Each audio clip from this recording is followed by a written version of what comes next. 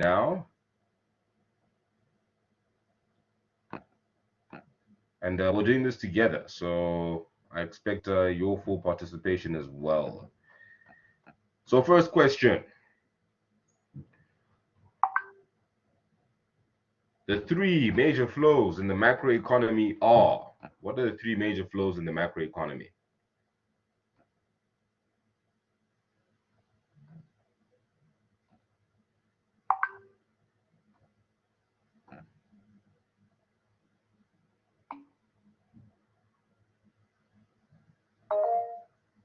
Yes, Lee. Oh, sorry. No. I did that like a lingo because you said you wanted our participation. So I thought you're just asking it normal because I'm quickly trying to get my email to send to you. So I didn't see it's the multiple choice question. Yes, So yes, yes. ignore that.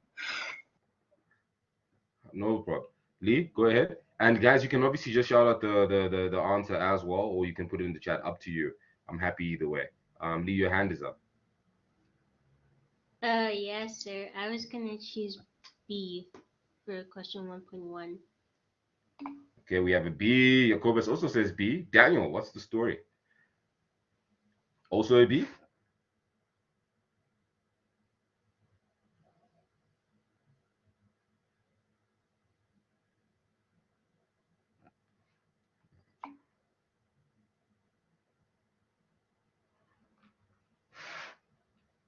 I see.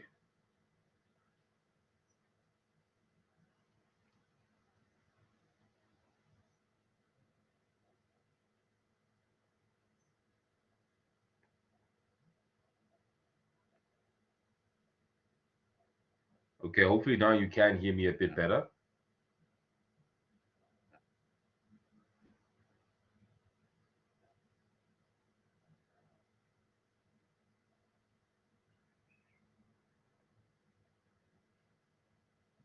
All right, so in this case, question 1.1, we're going with B. That would be the correct answer. You guys did that pretty phenomenal. Next thing, question number 1.2. Question number 1.2. If the marginal propensity to consume increases, then dot dot dot. A, B, C, or D.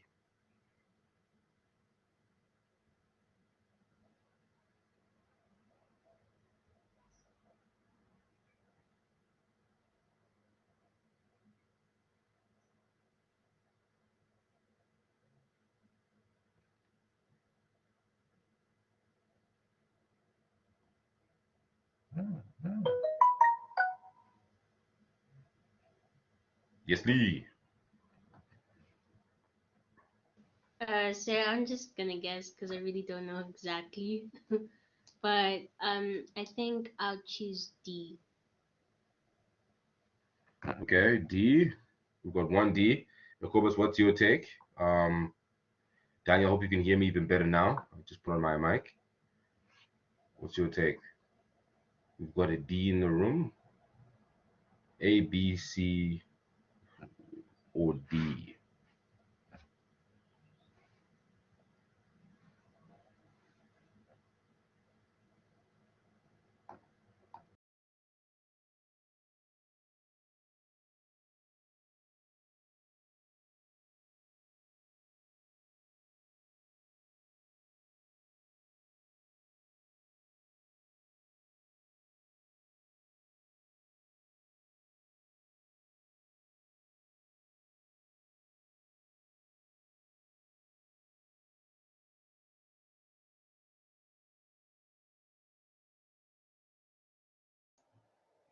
Daniel, I think you couldn't hear him because he disconnected, but hopefully when he comes back, he's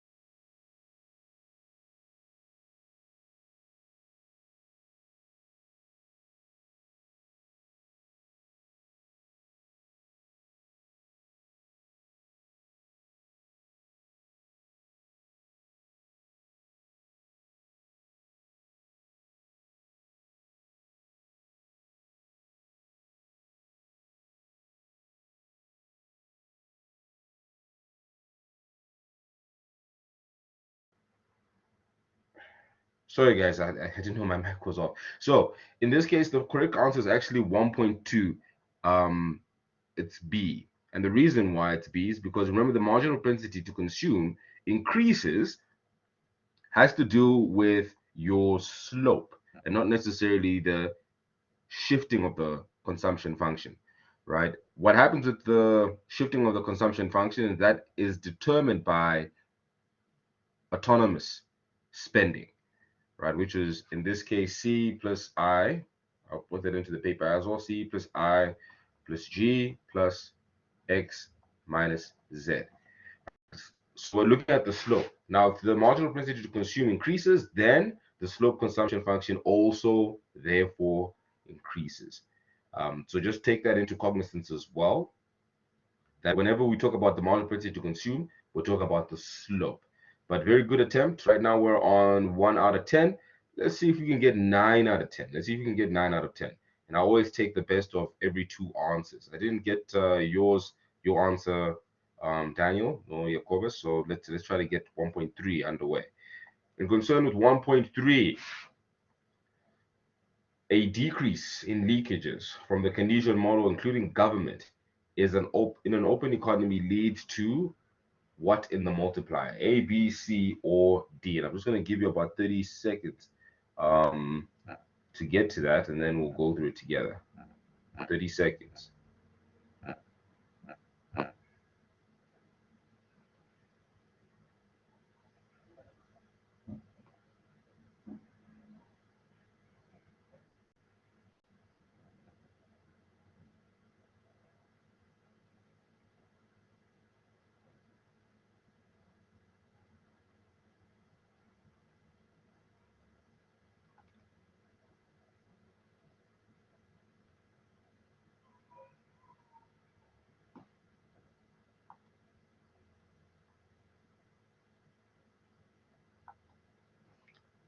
A decrease in leakages from the Keynesian model. Nice. That's the correct one. Definitely C. Definitely C. All right, let's keep it going. Let's keep it going. Let's keep it going.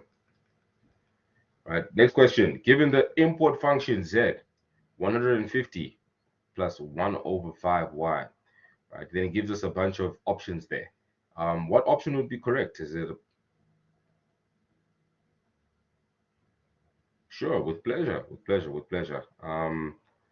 So in this case, when you talk about decreases in the leakages from the Keynesian model, right, with government and open economy, basically the leakages, guys, in this case, and I'll put it on the board as well, would be the following, especially when you're looking at the multiplier.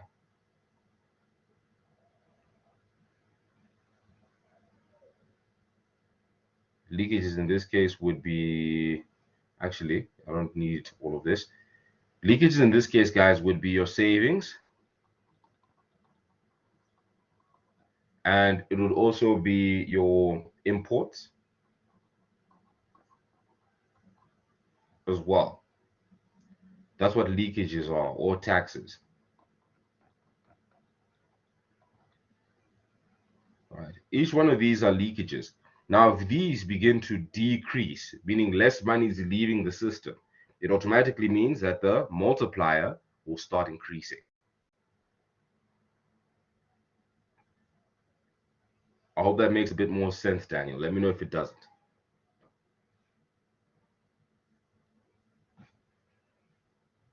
Perfect, perfect. I'm happy. All right, now let's look at 1.4.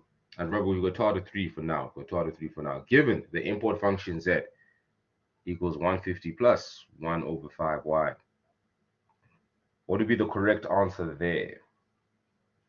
What would be the correct answer there?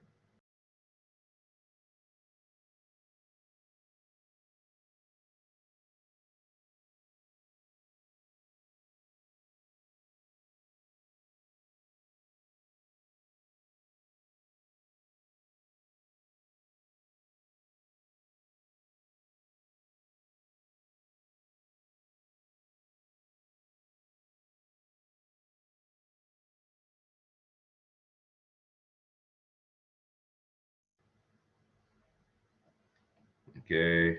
All right. Cool. So in this case, it would actually be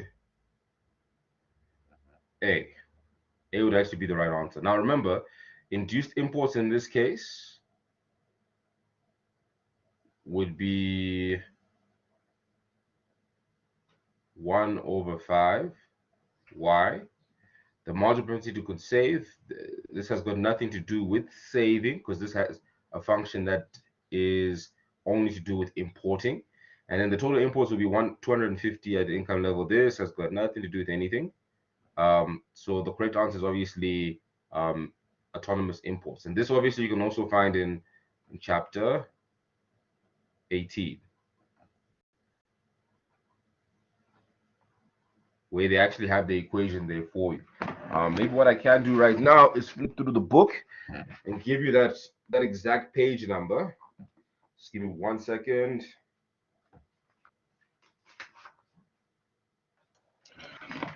Yeah, so there I wasn't exactly sure, but John, I understand since you explained it like that, because I thought, I didn't know it's basically, it's a simple thing where they gave you the stuff and then they just want to say autonomous is that or that's a, Okay. understand now. So they could have said the introduced imports and then 1.5 would have also been the correct answer on Y. So now I understand, sir.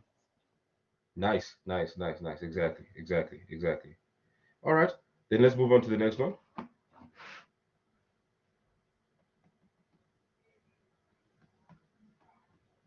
Says a sharp increase in the price of imported oil can be illustrated in the ADAS model as. So the first thing that I'll probably do to prompt you guys in your thinking process is ask myself the question: when it comes to imported oil, are we dealing with the AD or the AS model? Which would it be? And then from there, I'll then obviously pick the whatever curve I'm dealing with, and thereafter look at the implication, whether it would be a leftward shift or a rightward shift. So tell me, which model are we dealing with? Not model, which graph are we dealing with? Curve are we dealing with? Is it the AD or the AS?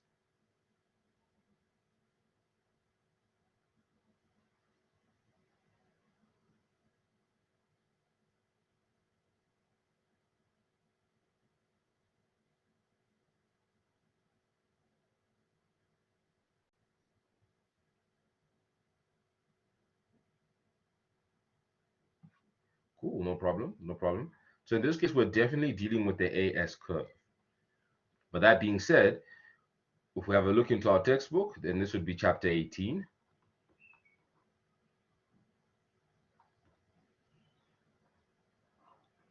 You would then be dealing with the leftward curve, because the price of your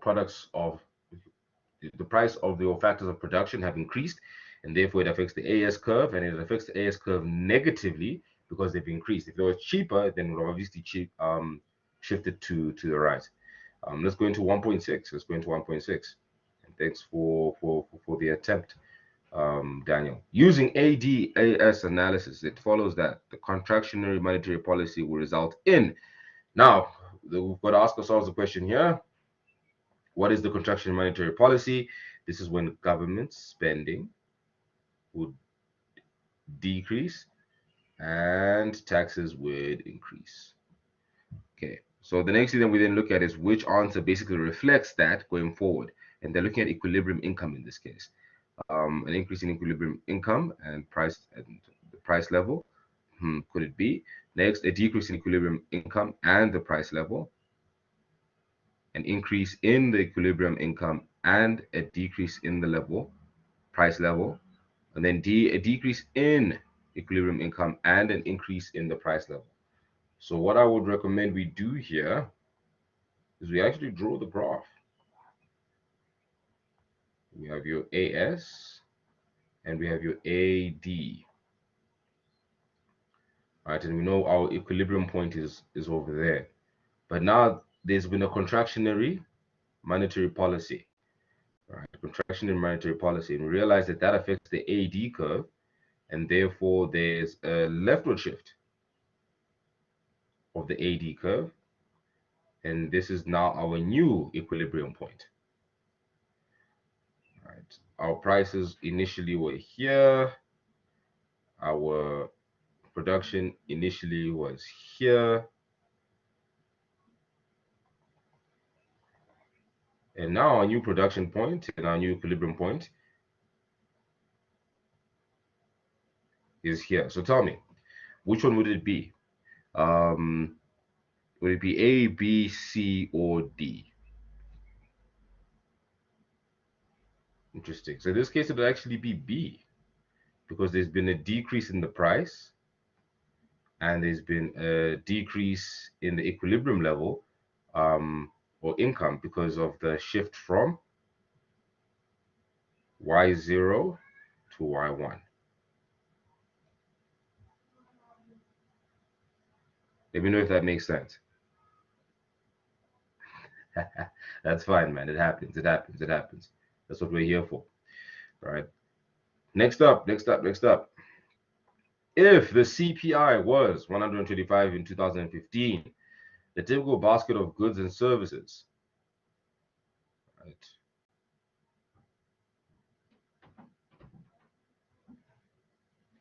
So we know that here the CPI is obviously equals to 125. But now we're asking ourselves the question: what information does the rest of the question give us to get our answer? Just go through it, Daniel, and then let me know what your thoughts are, and then I'll take it from there.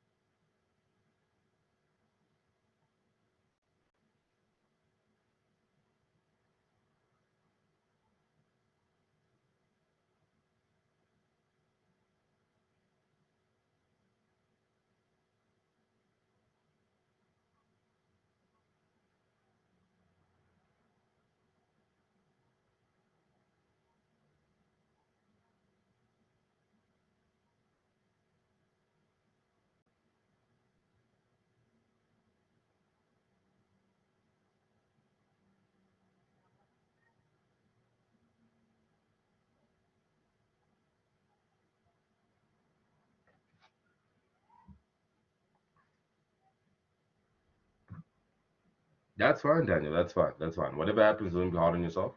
We're going to go through this together and basically come to a conclusion. So in 2013 was 25% more expensive than the previous year.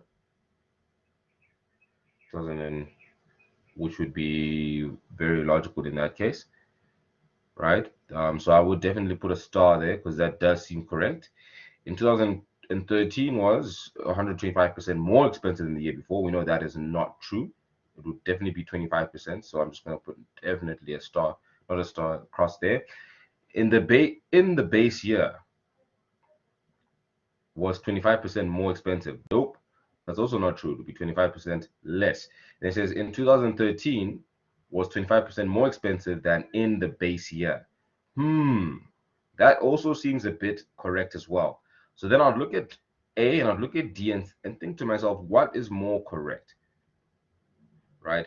Now it says here the previous year, which would also be somewhat correct, but now that they've got a base year here, we know that for a fact that a base year is equals to 100. So this would actually be the more correct one. They are both correct to some extent, with D obviously being the more correct one, if that makes any sense. If the previous year was the base year, then A would have obviously been correct. But because we don't know what year this would be, therefore we will then go for D. Let me know if that makes sense. Perfect. Perfect. Two more to go. 3 more to go. And then we'll go into a long question. It says your government can gain greater tax revenues during times of high inflation. This extra revenue is known as dash and is a result of dash.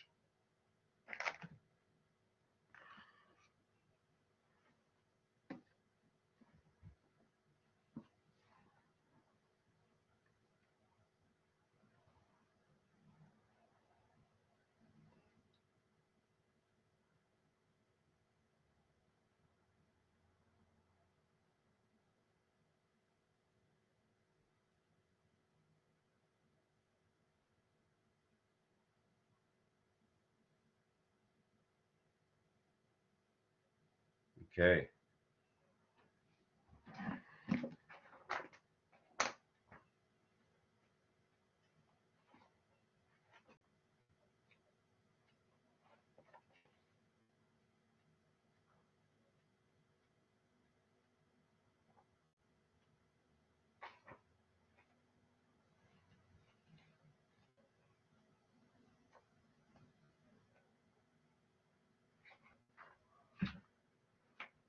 Just trying to find the page number for you.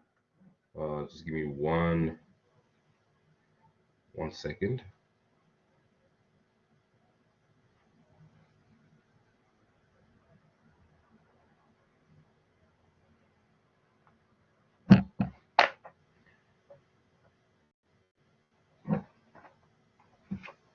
So in this case, I can't find the page number, but in this case, it will actually be fiscal dividend and bracket creep. I'll just explain the logic behind that as well. This says the government can gain greater tax revenues during times of high inflation. This extra tax revenue is known as. So that is actually the definition of fiscal dividend. And typically what will happen here is that people are earning a whole lot more.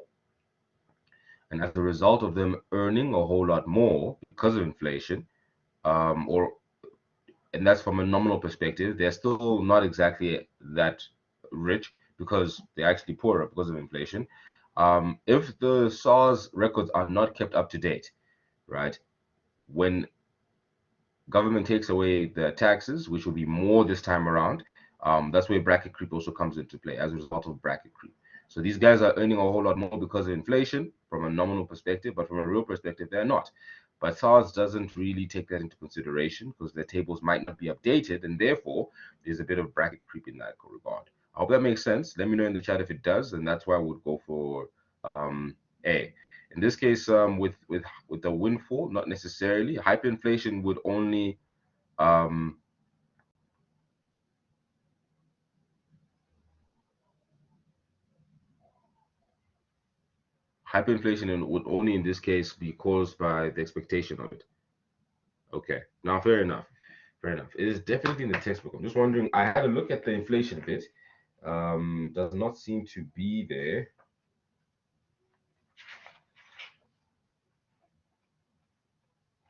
Let me have a quick look at the taxes section.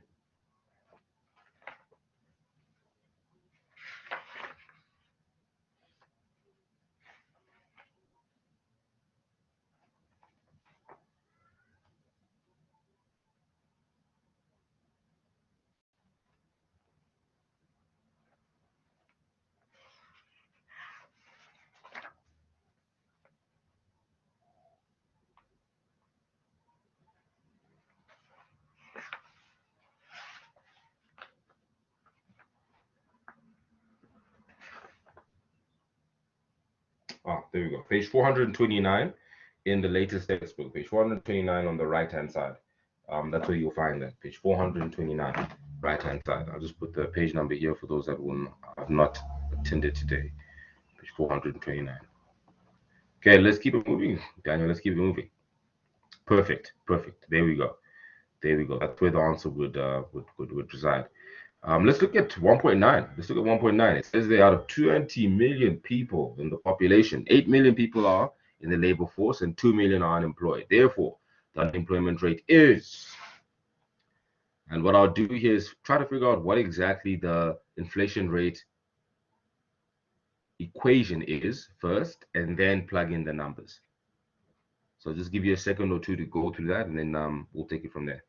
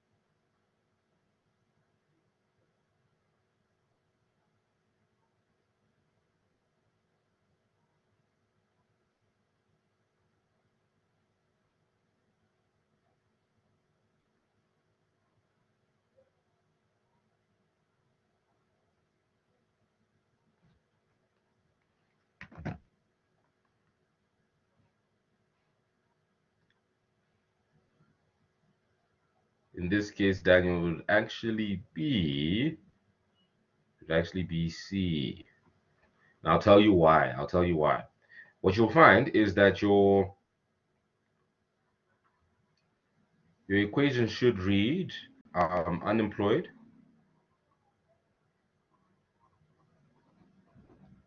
over your labor force, so your economically active population, times 100%. So the unemployed in this case, I'm sure you already figured that out. That's definitely 2 million, right? Now it says that there are 20 million people in the population. I get it, but it looks like there are only 8 million people who are part and parcel of the labor force. So we then go, cool. So let's take the 8 million in this case, and this would then be 1.4, or rather 1 over 4 times 100, which would then be 25%. So it's just obviously the last bit here being the 20 million, being the 20 million, and that's it. But remember that we're only working with the equation. Good stuff. I hope you're getting some value off of this. Point is to learn as much as possible in these sessions, and when it comes to the exam, we just take that to the curve. Right, next bit on. It says, which one of the following should be used to calculate the rate of economic growth? Which one of the following should be used to calculate the rate of economic growth? Welcome, Abigail.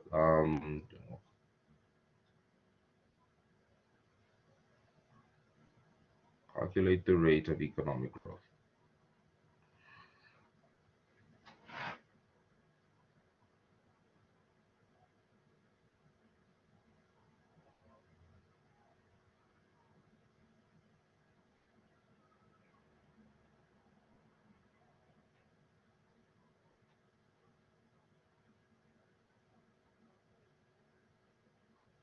There we go, there we go, sir. There we go. Absolutely. We're doing question paper 2014. Have we already done it together, Abigail? Let me know in the chat. Yes, no. But we're doing 2014. We're doing 2014.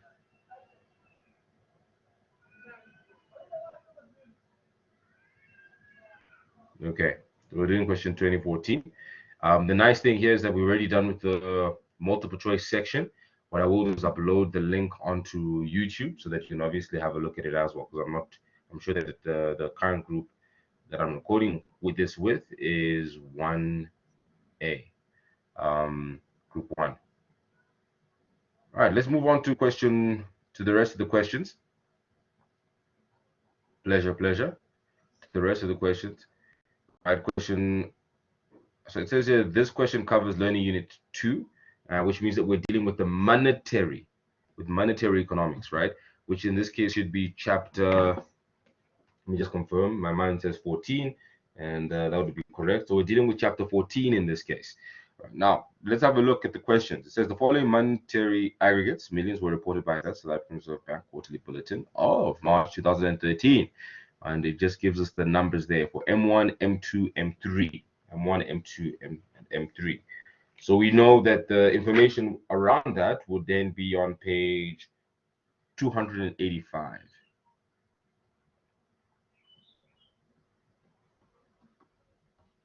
Right, so it says there, what's the difference between the value of coins, banknotes in circulation, and M1 is an amount of 953,980. Right, what does this amount represent?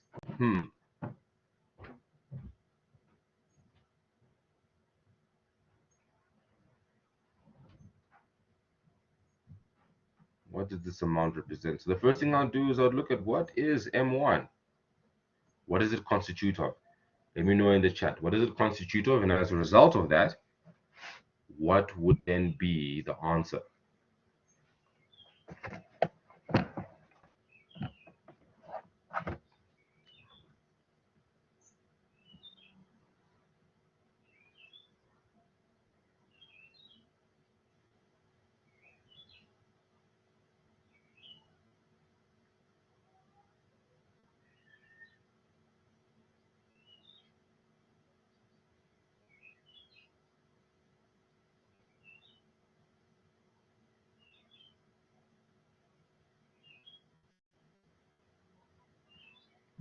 Great. So we've got coins, notes, and deposits, right? But then we know that the difference between coins, we already know that coins and banknotes are part and parcel of this. So what would 953,980 actually have to do with this equation? What does it represent?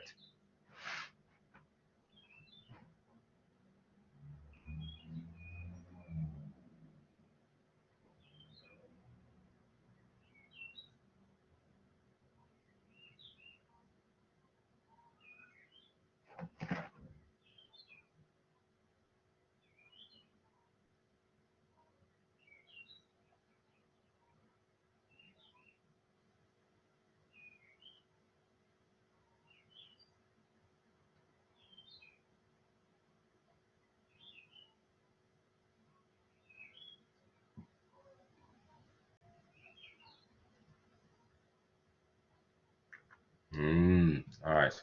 So let's have a look at this, right? We know that your coins and banknotes is 81,042. We know that for a fact, right?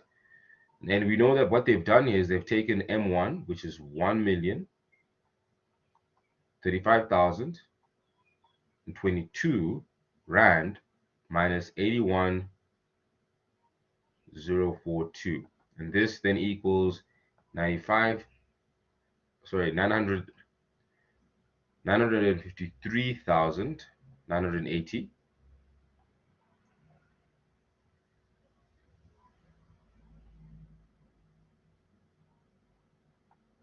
So if we look at the equation that you put there, Abigail, which is coins and notes and deposits, if coins and notes have been considered in the 81,042, what remains in that equation that hasn't been accounted for?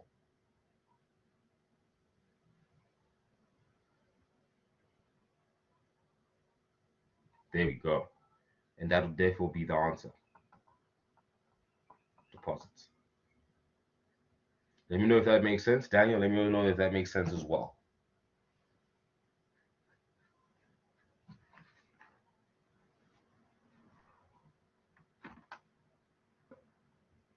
Not a problem, Daniel. Not a problem. Not a problem. Not a problem. And lucky for us, we still have time, so let's just keep going through it. And remember, the whole of next week, we'll be doing this consistently, just to make sure that we get a good grasp of the topic at hand. All right. Next question, 1.1.2. Which one of the aggregates M1, M2, M3 represents money function? Money's function as a medium of exchange. Ooh, nice.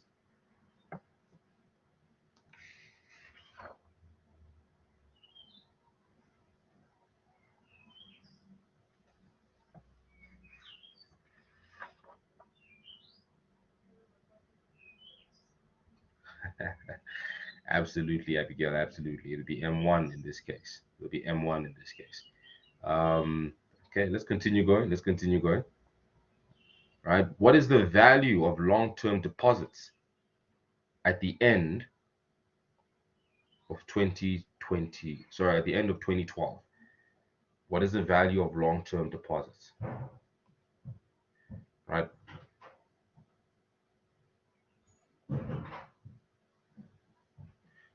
Sure, Daniel. Sure. So in this case, if we have a look at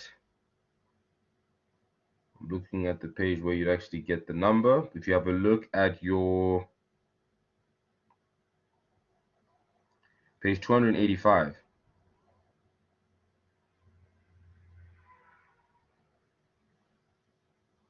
page 285, the second last paragraph, and I think it's, you'll see the word store value in bold. Store value in bold, right? It says, note that M3 is a reflection of the store value function and not only the function of money as a medium of exchange.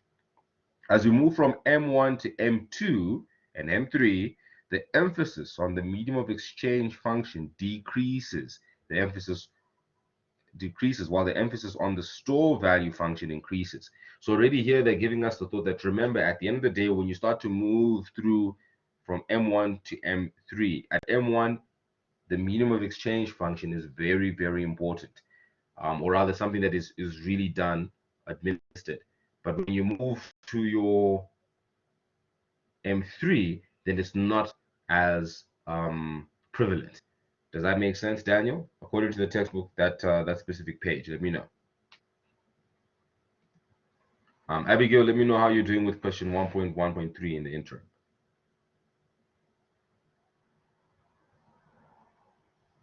Perfect, perfect, perfect. And that's all we want at the end of the day. Wanted to make a whole lot more sense than when we started. Abigail, what do we have there? What do we have there? What is the long-term value of the deposits? This is about reading the definition of M1, M2, and M3.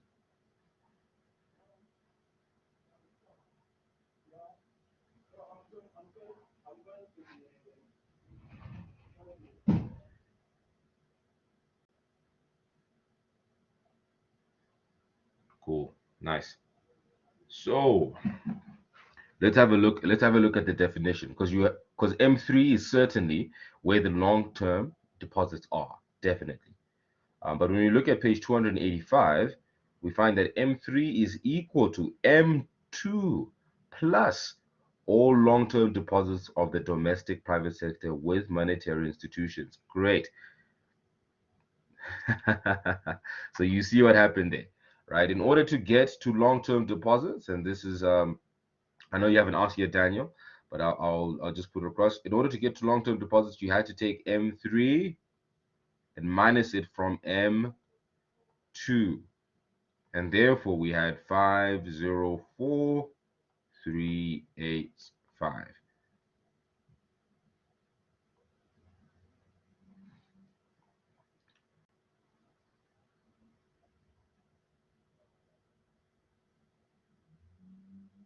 Yes, they will always mean the exact same thing, as per your textbook on page 285. They will always mean exactly the same thing. Perfect. Last one on question 1, and then maybe we'll go through some mathematical stuff. It says, according to John Maynard Keynes, there are 3 motives which determine demand for money. Which 2 motives are influenced by the level of income?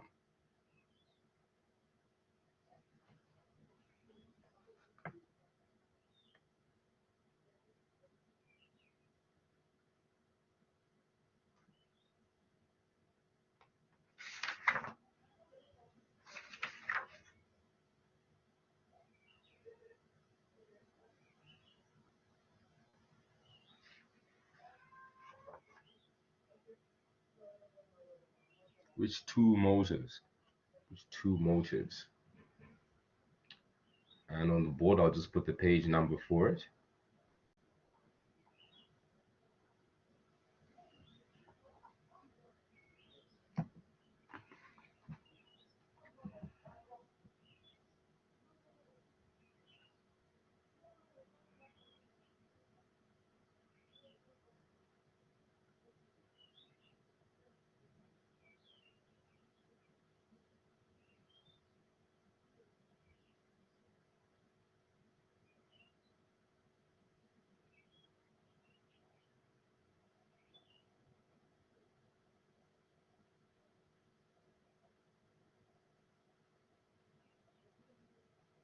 Ooh, one down, one down, one down. And one more to go.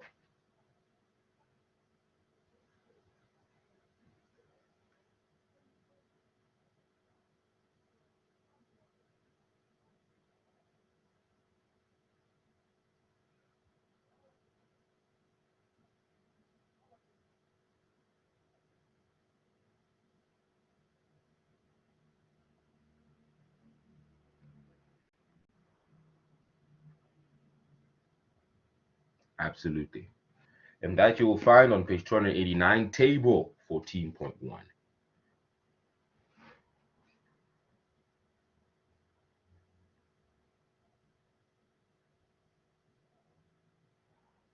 Table 14.1. Now with question 2, guys, there's just a lot of theory there. There's 4 reasons for increased government spending over the last 4 decades. explain how expansionary fiscal policy is applied. A lot of theory around there. Do you guys want to deal with more theory? I don't mind. Or would you prefer to deal with a bit more number crunching? Or we can just finish the paper. It's up to you. Just let me know in the chat. First answer we'll obviously go with, and then take it from there.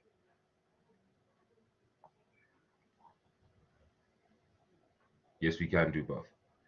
All right, let's do both then. Let's do both. Let's do both. So in this case, with question 2, list 4 reasons for increase in government spending over the last 4 decades. What I would then advise us to do is, if it says that this question covers learning unit 3, because remember, we're doing an open book test. We're doing an open book test. Therefore, I would go to learning unit 3, which in this case would be chapter 15.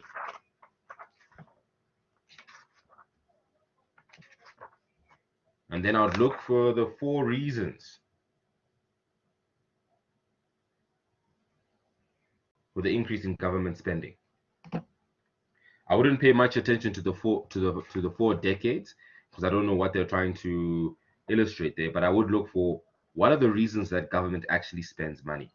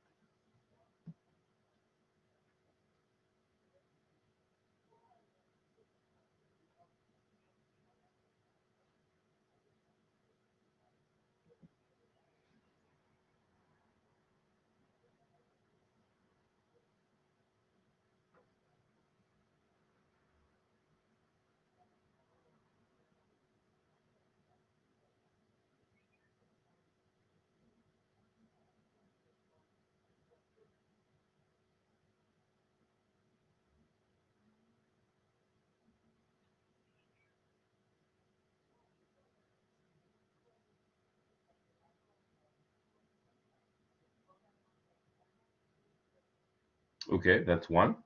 Yep, that's one. Let's get our mark there. Ooh, I've got 2 marks now. I've got 2 marks, but there's 4. We need to get all those 4 marks.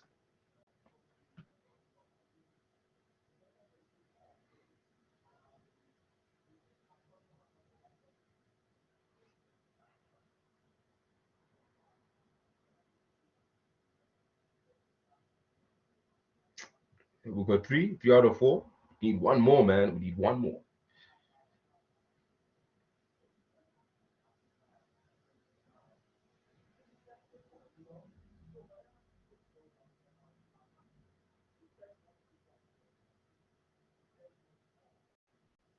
There we go. There we go. Done and dusted. We have our 4 marks. But this is a question out of 10. So that's 4 out of 10 that we have right now. Let's bag the other 6. Let's bag the other 6. It then says, explain how expansionary fiscal policy is applied. Explain how expansionary fiscal policy is applied. And what I will do, because what I want to do here is basically get you into the rhythm of things. So I'll just put the page number to find the answer, and then you will let me know in the chat. And in this case, this would be page.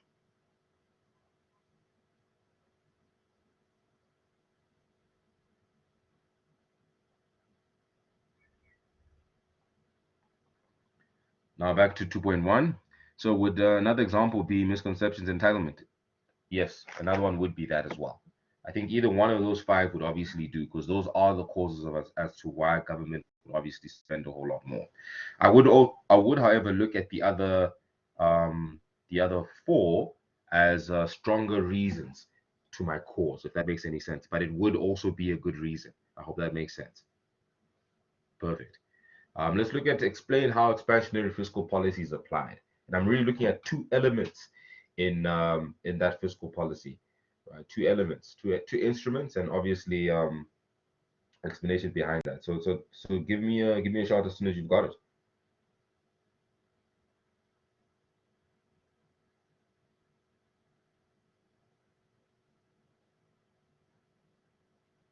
Ah, okay. Let's hear it.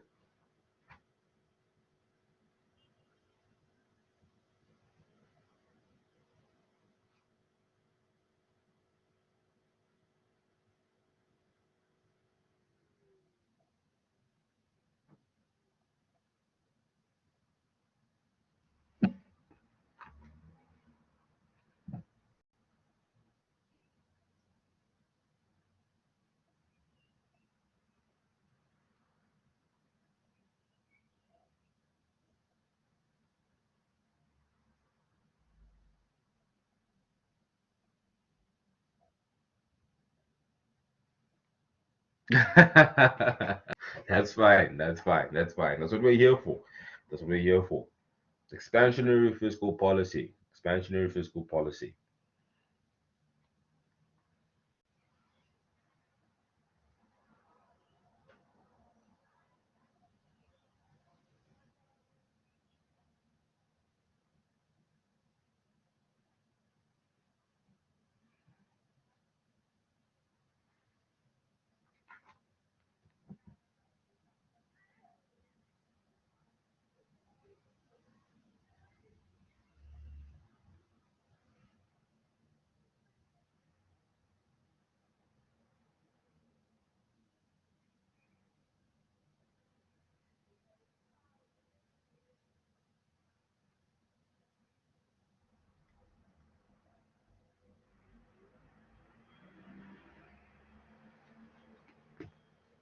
Right, Daniel? Let's see what you got. You said government spending is raised. Yep, that looks like 1 mark to me. What's the other half though? Taxes are reduced. Okay. All right, Daniel, let me know if you got more or less the same answer as well.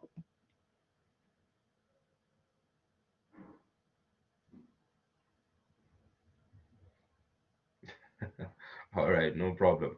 But that's 100% on the money. When you look at expansionary fiscal policy, when you look at expansionary fiscal policy, we are looking at, or rather just fiscal policy as a whole, we're looking at government spending and we're looking at taxation. Right? So when we talk about expansionary, we're talking about more government spending and less taxes. And then you get your 2 marks. Now we're at 6 out of 10, but we're still a bit hungry. Want to get that full 10 out of 10. Want to get that full 10 out of 10. So the last question that they have here is the following. Explain with examples the differences between direct and indirect taxes. Direct and indirect taxes. Direct and indirect taxes. Interesting. And like I said before, the point of this session is for you to get the information as fast as possible, and obviously try to express it as well to me. So I'm just going to put the number, where to find it here. Obviously, within the test, you'd have to do that yourself, but we're not in the exam right now. So let's just try to get that answer as fast as possible, and so we can get to the end of the paper. I really want to complete this paper with you. Okay, let's look at that. It's on page 327. What I need is explain what your direct tax is and your indirect tax, and then I need a example of each and every one of those. So what I'm going to ask Abigail, look for the explanation of your direct taxes, and Daniel, have a look for indirect taxes. Let's see what the difference is with the examples.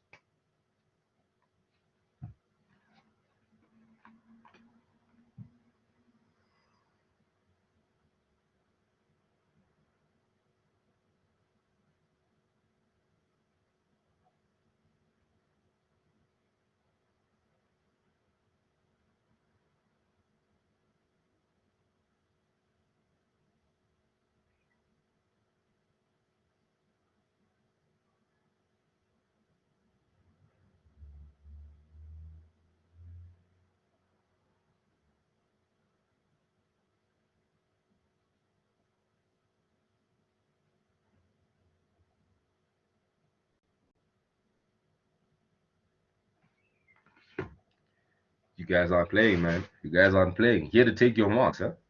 Here to take your marks.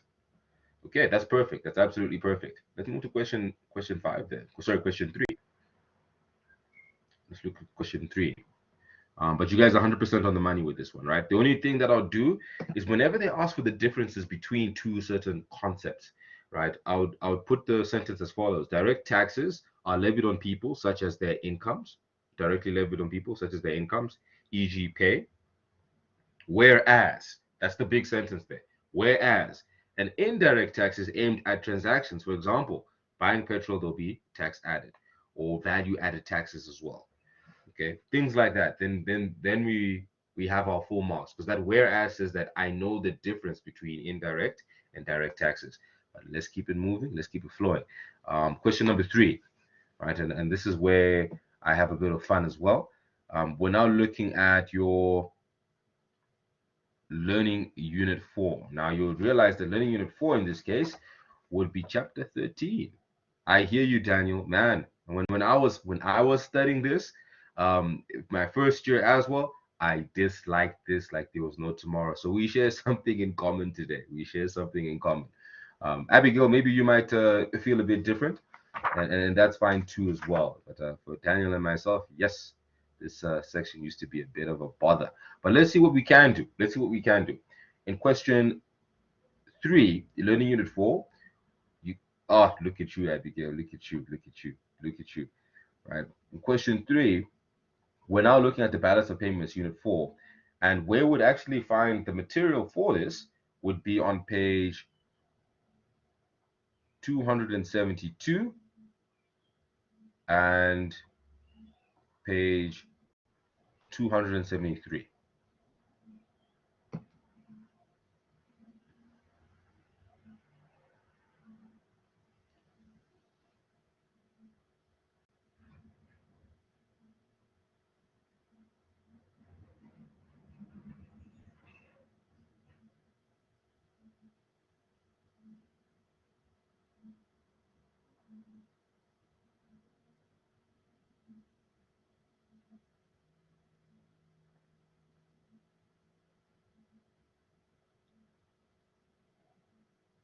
Let's find out what the first question is. 2.1 then. Which 3 items from the current account section are used to calculate the trade balance?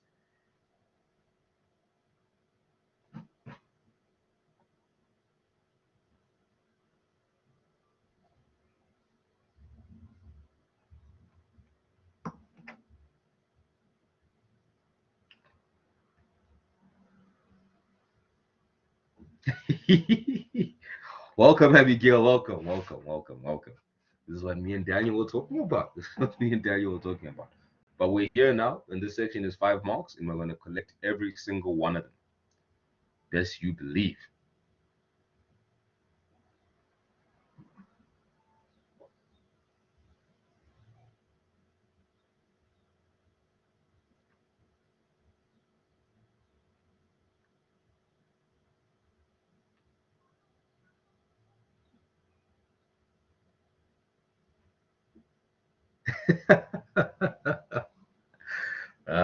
Love it. Absolutely love it. So 1.3, which 3 items from the current account section are used to calculate the trade balance? To remember, we're dealing with the current account on page 272, so I'll go straight to current account and then look for the word trade balance and see what it is associated with.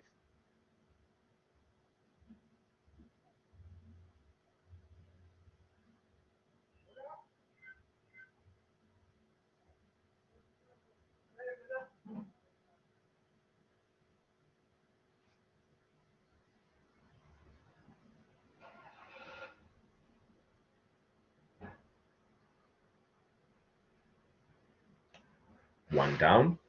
Yep. 2 more marks to go.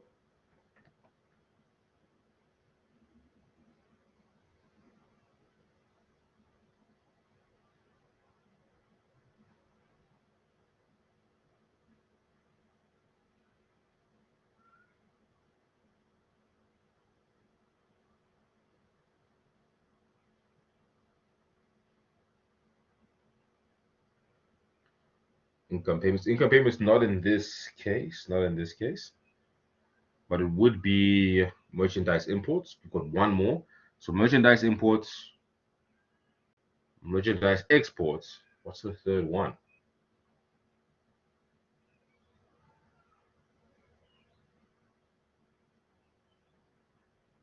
And remember, it's all in that first paragraph on current account, underneath current account. All in that first paragraph. That's where all the goodies are at.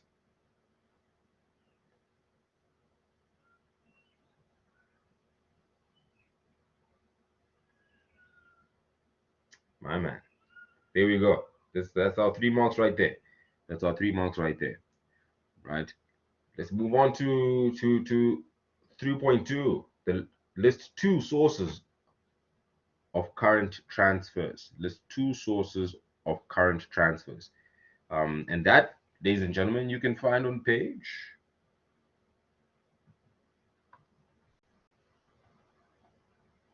273.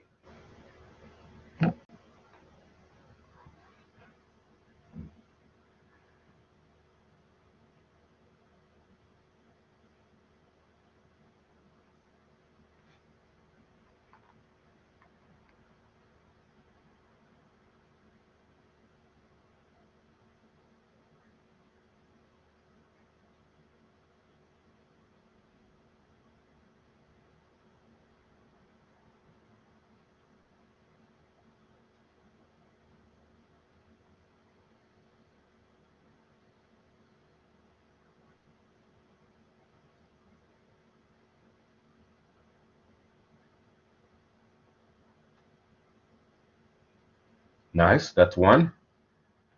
And there's quite a few there. There's quite a few there I'm seeing.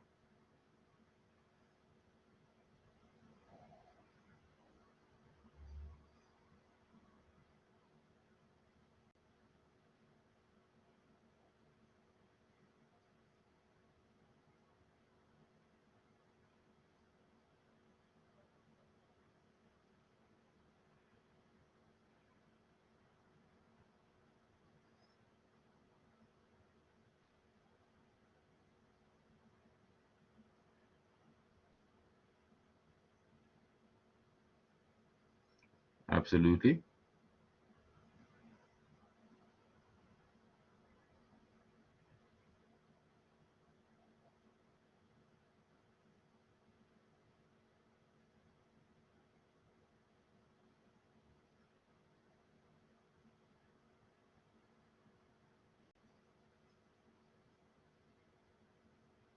Nice. So you'd basically find all of those goodies at on page 273. It says the last item on the current account is current transfers.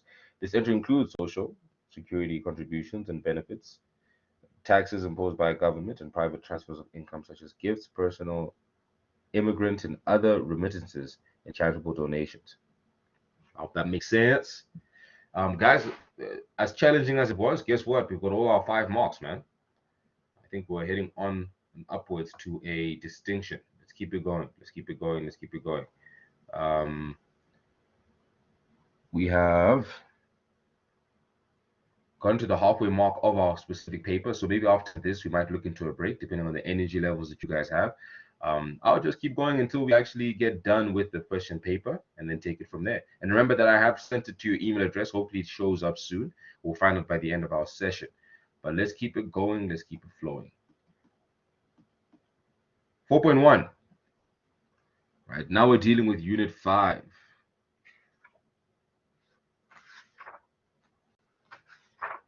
And Abigail, I feel like maybe this is the one that you were talking about. Maybe this is the one you're like, if I see that, man, I'm going to take that specific test paper home and get all the marks that are necessary. Right, but we're still in the same chapter in this case. I think long ago that this was maybe a different thing because it's 2013. And we're now looking here at your measuring the performance of the economy. Where we would start our conversation would be on page 260.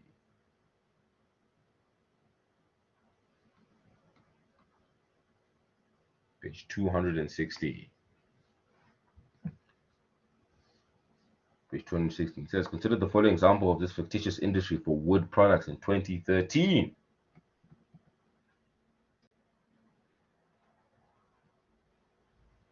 Bearing in mind the definition of GDP, what was the industry's contribution to South Africa's GDP in 2013? Ooh, that's nice.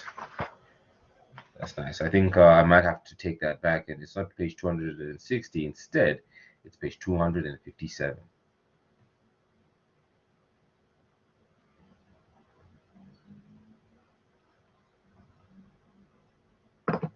Now, the first thing I'll do is figure out what is the definition of gross domestic product. And as a result of that, I would then go and then get the answer. Because it's actually telling you, bear in mind the definition. And then after that, go into what the contribution would be. So on page 257, what would that be? What would that be?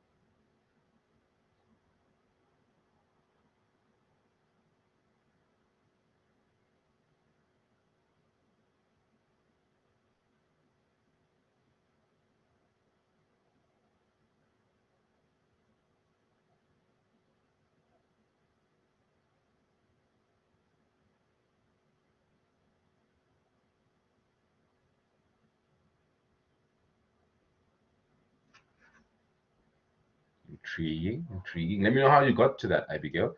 And Daniel, let me also know how you're feeling about the question as well.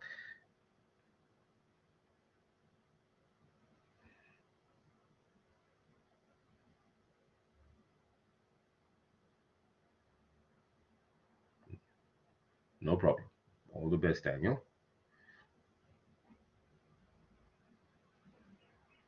I see, I see, I see. So in this case, what happened is that we'd look at the bold thing there. It says the gross domestic product is the total product of all value of final goods and services produced within the boundaries of the country in a particular period. It says final. Final. Now you realize in that specific definition that the final would always be at the retailer. In this case, the sawmill would not be final per se because that would be intermediary, right? So it'll be the retailer. And if it's at the retailer, then the answer would be, drum roll,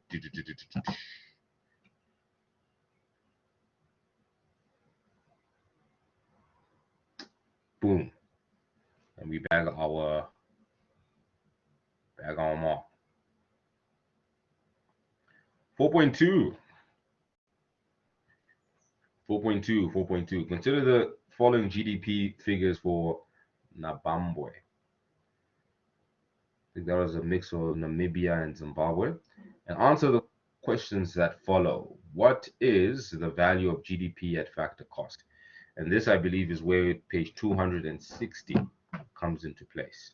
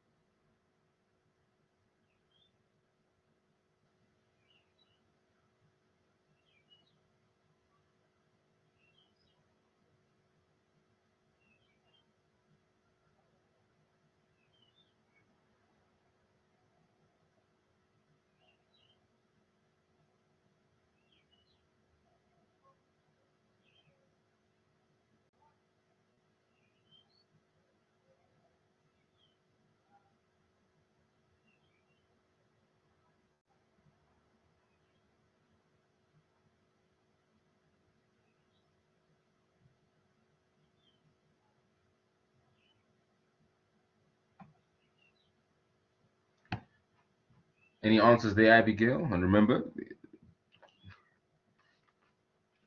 we're just here and we're just trying it out. Just trying it out.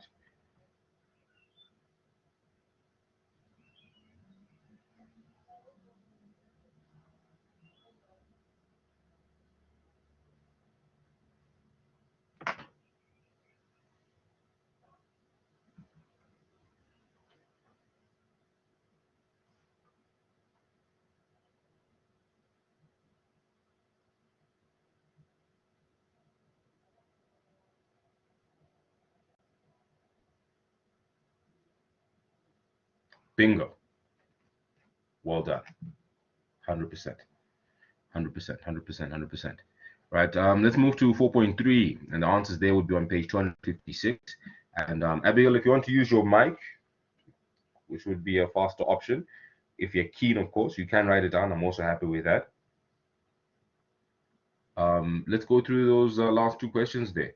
For question 4, list the 5 main macroeconomic objectives used by economists to judge the performance of the economy.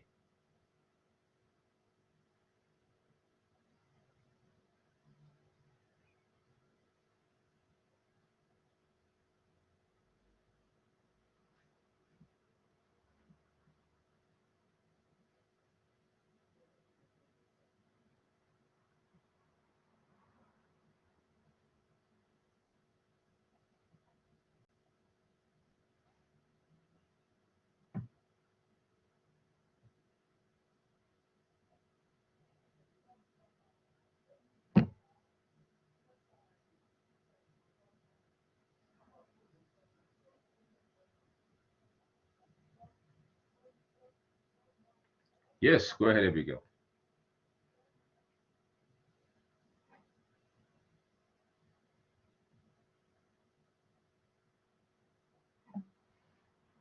So you raised your hand. Let me know if it's still applicable or not.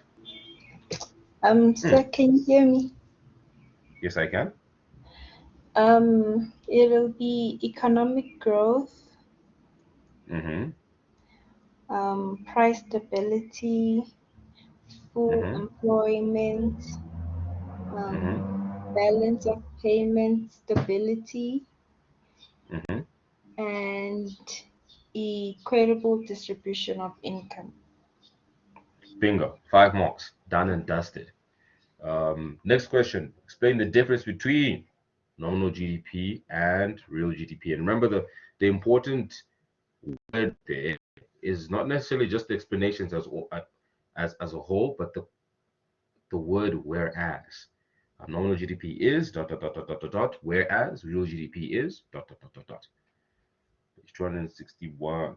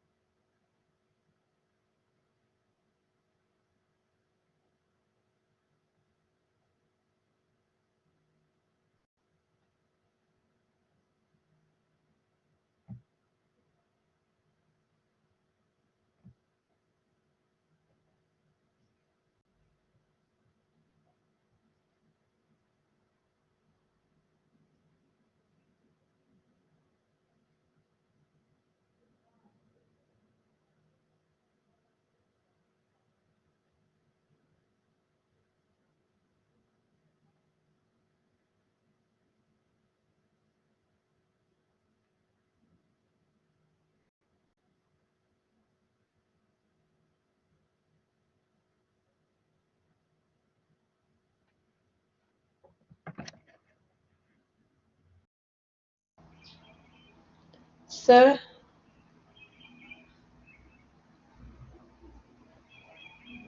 Yep. Go ahead. real GDP is GDP that has taken inflation into account, whereas nominal GDP doesn't include inflation. Perfect. All right, bingo. And now we've got our 10 marks from this specific section, right? We're now halfway through the paper. Abigail, let me know. Do you want to have a good 10-minute break, 10-15 minute break, and then finish the paper, or would you just prefer to just power through it and get it over and done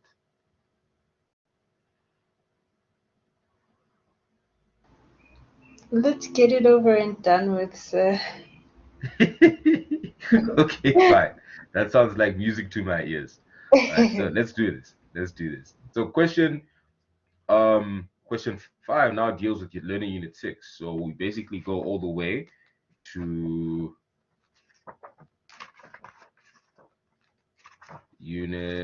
chapter 17 in our textbooks, chapter 17, because you know that's where the conversation basically begins, right? And the first question that they ask us here is calculate the multiplier. Right now, we know that it says here, given the following diagram of a Keynesian model of a closed economy without a government, right? So we know that we're definitely dealing with chapter 17. It says here, calculate the multiplier.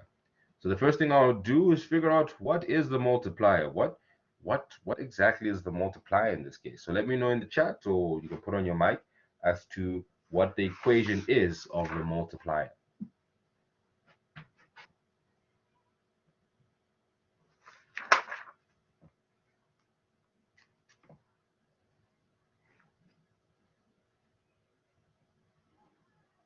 Page 361.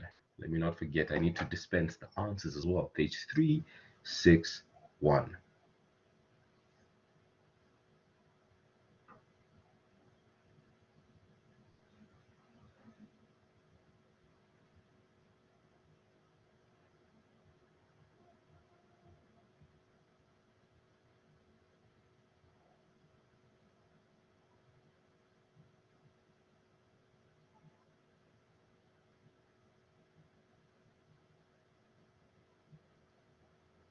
No, not the definition, just the calculation. How do we calculate the multiplier in this case?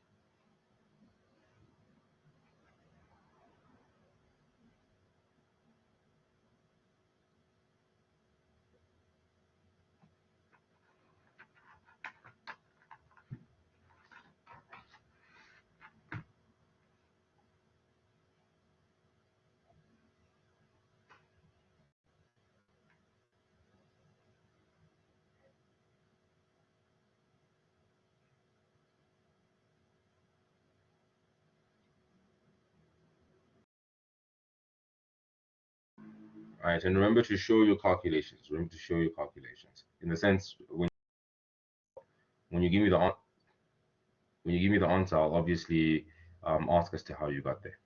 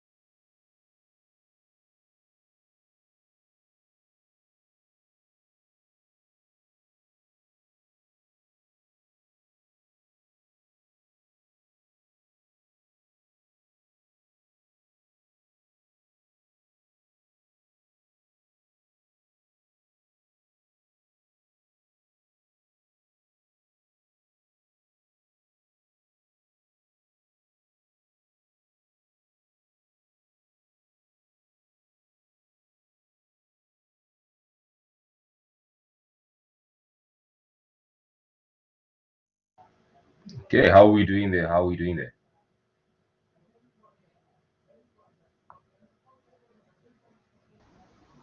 I'm still calculating, sir, but I'm writing it down on the text. Okay, cool. No sweat, no sweat.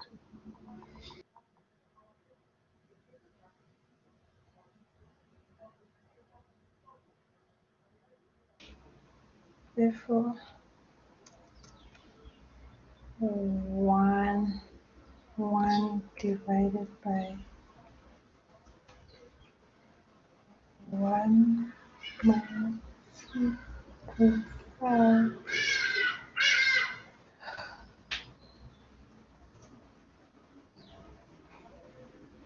multiply it by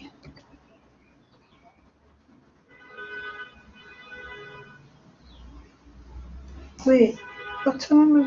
How do you get that one much? Oh,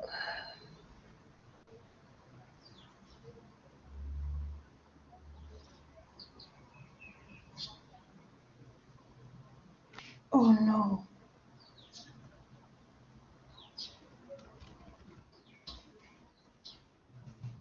Divided by 7,800.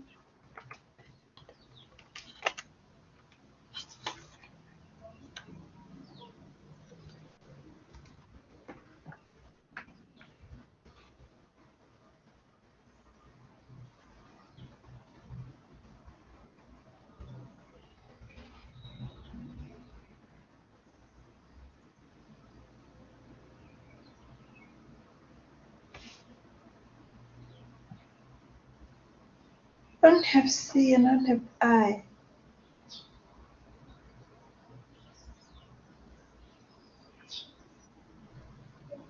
Oh, that's all.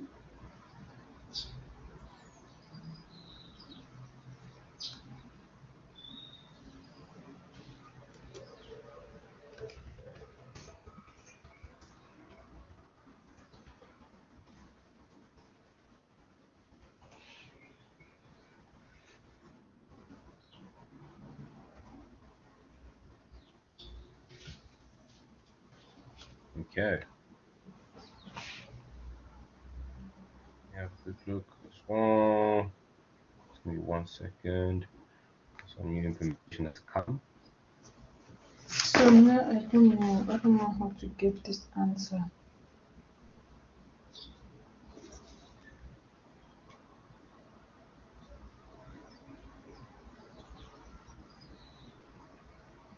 Oh, but dang it, never mind.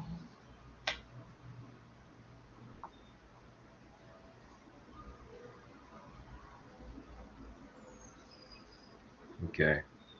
All right. So first things first. Let's go through this. Let's go through this.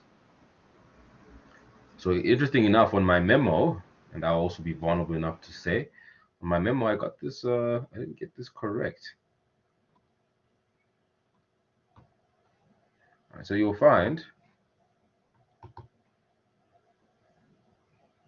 that essentially, when we're calculating our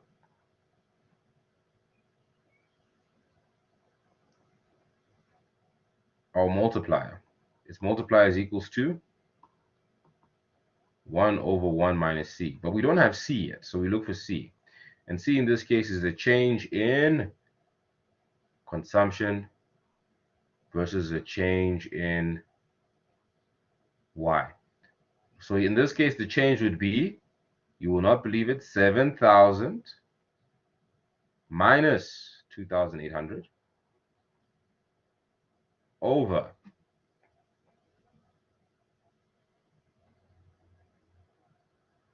7,000 minus 0.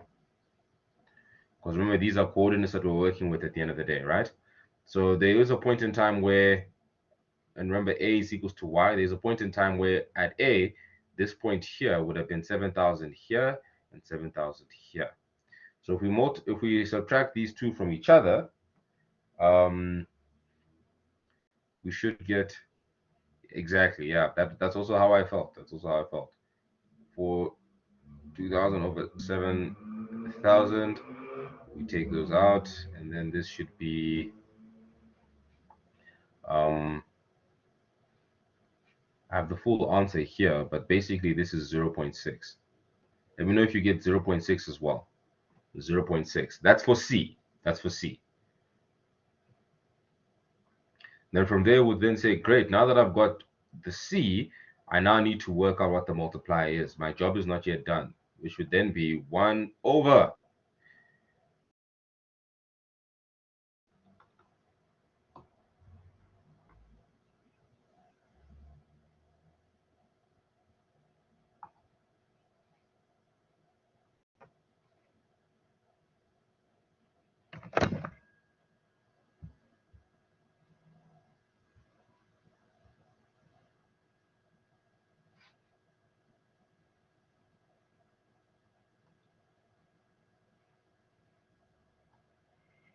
Perfect. Y minus C, which is then equal to, then we'll obviously subtract.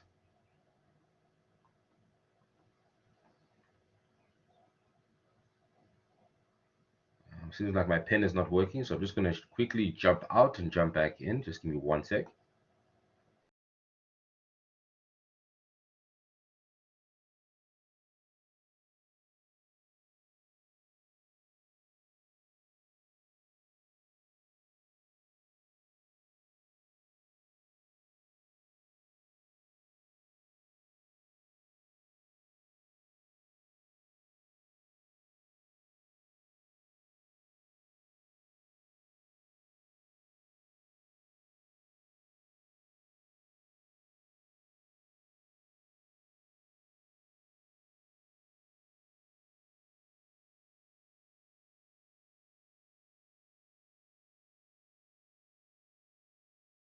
There we go. Okay, now my pen should be working. Let me zoom in. Which then equals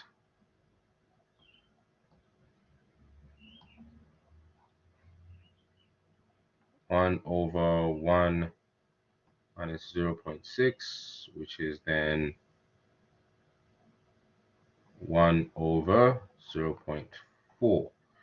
All right, and if we do the division of that, that's 1 divided by 0.4, which would then be 2.5. Let me know in the chat whether that makes sense.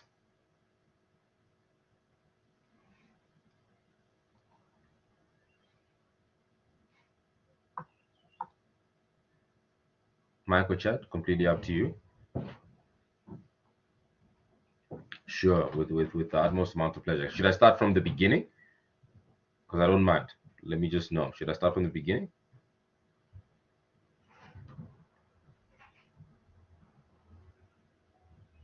Okay, where would you want me to start?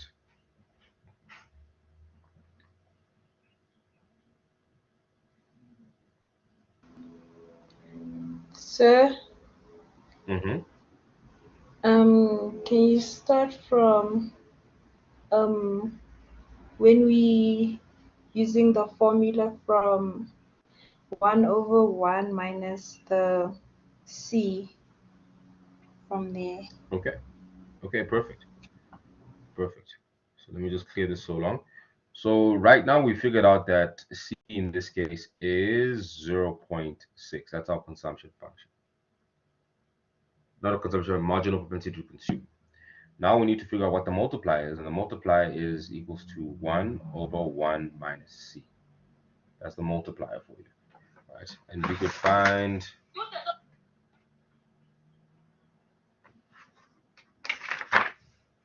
just want to make sure I find the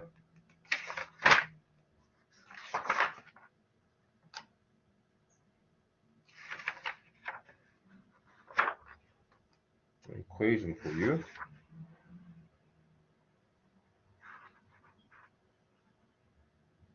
You can find that on page 371 or 373, 73, it's just 373. That's where we find that equation. So what I do now is I plug in the equation, plug in the number, or rather in this case, the marginal propensity to consume, which is 1 over 1 minus 0.6. And then we take that and we say that this is then equal to 1 over 0.4. And if we divide 1 divided by 0.4, we'll then get 2.5. And 2.5 is therefore the answer. Let me know if that makes more sense. If it doesn't, give me a shout. Where you'd find the multiplier equation would be on page 361. Page 361. Right, next up, assume that an increase of 200 in the autonomous spending will ensure that the full employment level, YF, is reached. Calculate the value of full employment level. Ooh, nice, nice, nice. So here now we're looking at full employment. Full employment. And as per normal, let me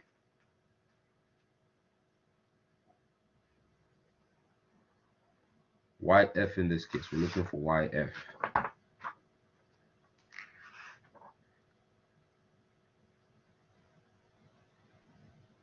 All right, in YF.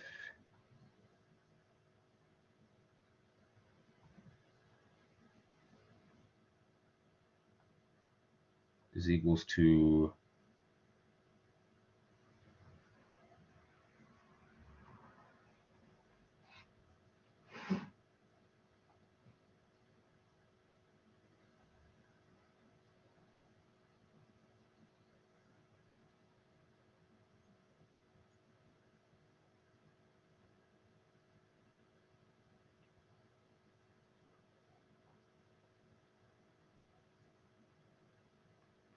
your initial Y plus the change in Y as well. All right, now we know that the equilibrium in this case is 700, so that we keep. But now we're looking at for the change of Y in this case. We're looking for the change of Y. And how we find the change of Y, if we go the change of Y, and I'm reading from page 376, the change in Y is equal to the multiplier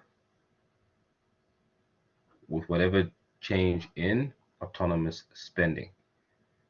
All right, so I'll just allow you to work that out and let me know what your answer is.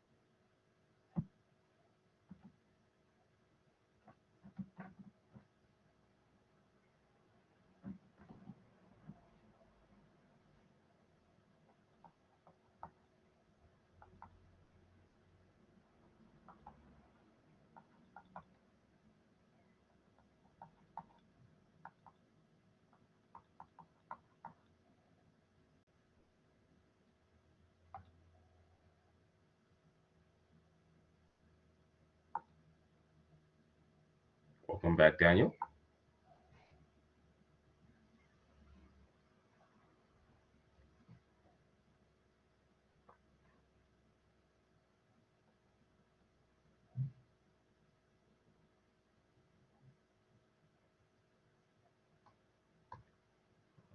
We're just on question 5.2 right now. Abigail, let me know how we're doing.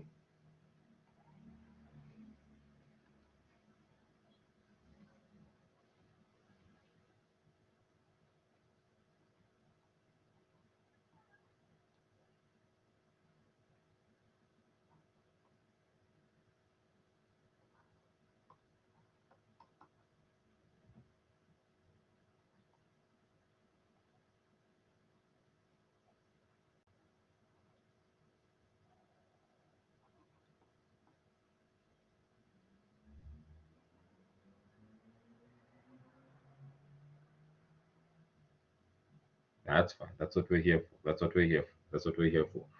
Abigail, let me know where you're stuck. Let me know where you're stuck.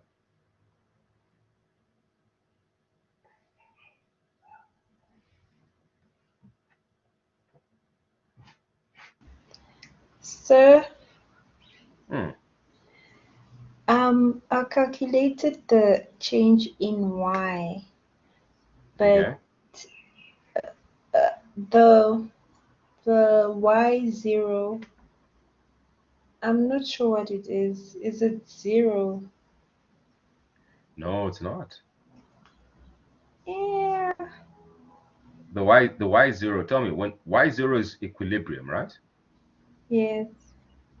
So tell me on our graph, when is A equal to Y on our graph?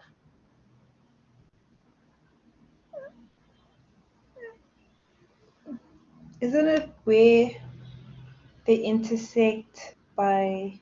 Ooh, nice. And what's the number where they intersect? Oh, so it's Well, 7,000. you will not believe it, 100%. All right. So your full answer would then be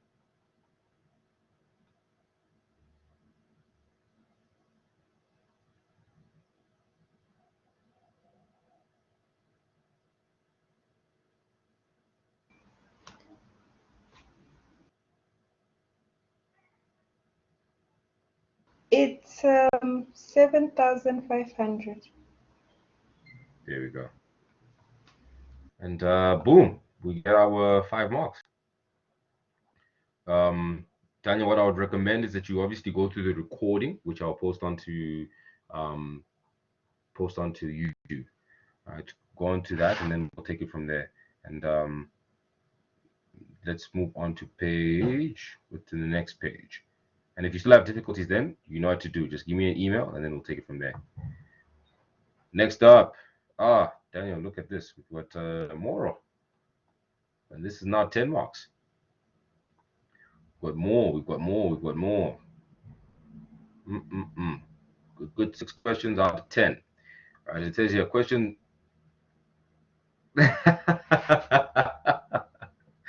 I love the expression there, sir. Love the expression there. It says this question covers learning unit 7. Question 6.1 to question 6.5 are based on the following information which relates to the Keynesian model for an economy, including government and the foreign sector. So we know that we've got a mammoth task in front of us, but we are mammoths ourselves. So this is going to be an easy push. So we've got a bunch of numbers there: your autonomous consumption spending, investment spending, government spending, exports, autonomous imports, marginal propensity to consume, the marginal propensity to import, the proportional tax rate, and full employment level of income.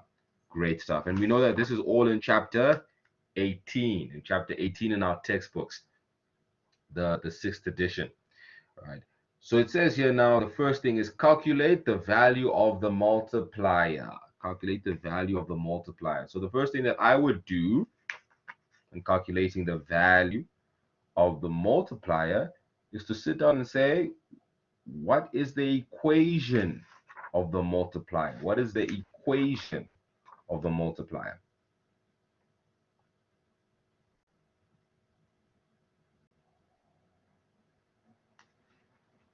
And on page 300,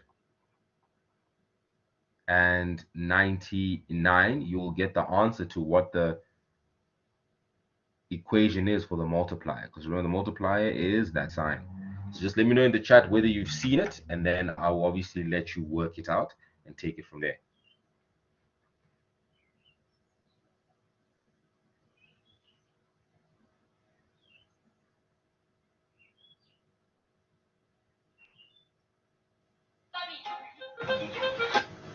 Perfect.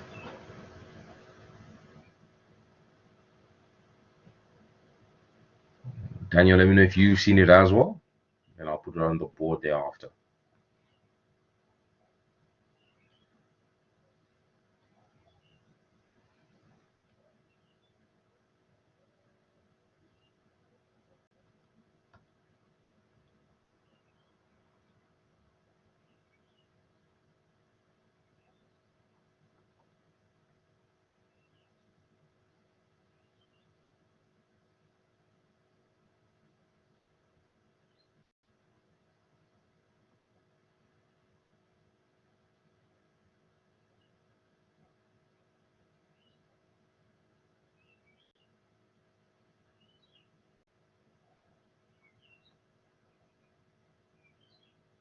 Not a problem.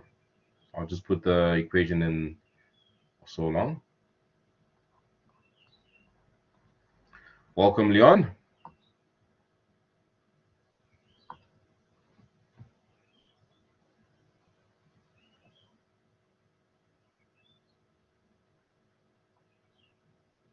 All right, we've got C here.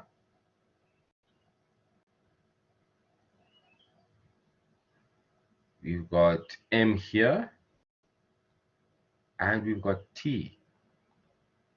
So let's put in the digits and let me know what your answer is.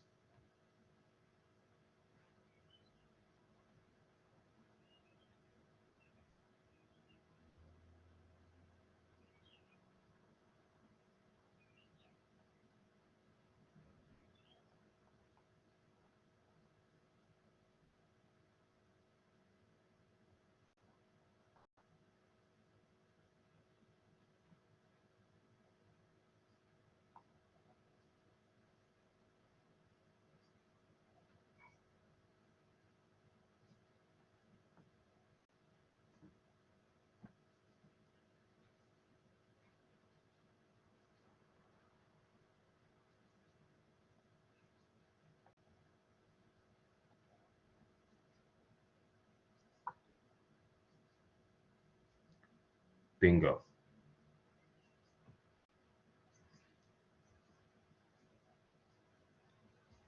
The answer there is 2. So now we have the multiplier in this case is equal to 2. But we're not done yet. We're just warming up. The next they ask is calculate the autonomous value of spending. Calculate the value of autonomous spending. We know that autonomous is the bar on top, C plus I plus G plus X minus Z. Let's have a look whether we have all of that. Looks like we've got our C over here. Looks like we've got our I over here. Looks like we've got our G. Looks like we've got our X. And looks like we've got our Z as well. So let's plug in the formula and let me know what it is that you get.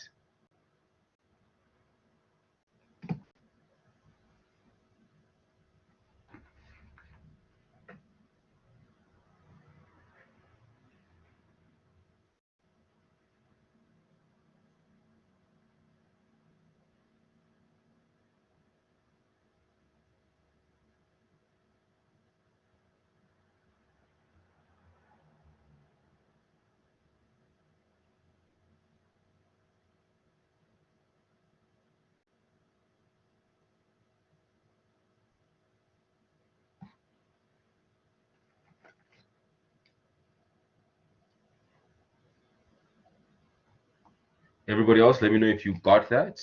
Zwane, let me know. Daniel, let me know.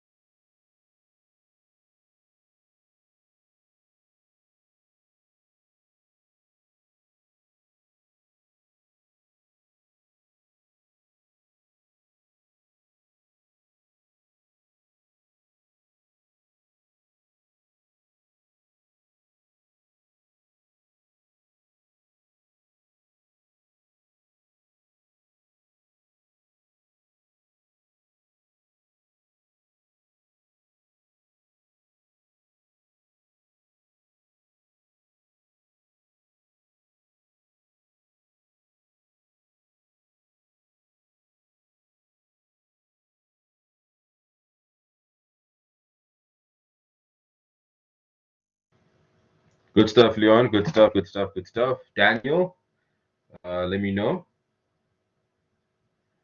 as we are getting consensus there.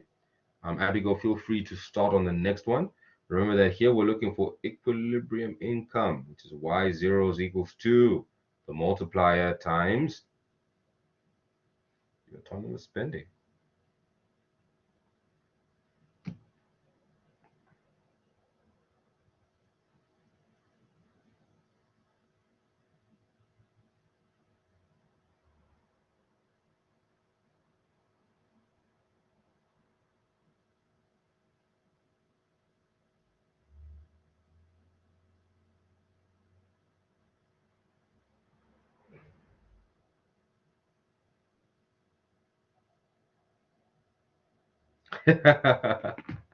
All right, no sweat, man, no sweat. Um, Remember, we will always have this as a recording as well, so we can also take it from there.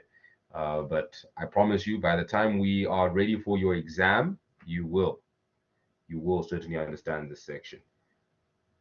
Everyone else with the calculations there, let me know. What's the story? What's the story?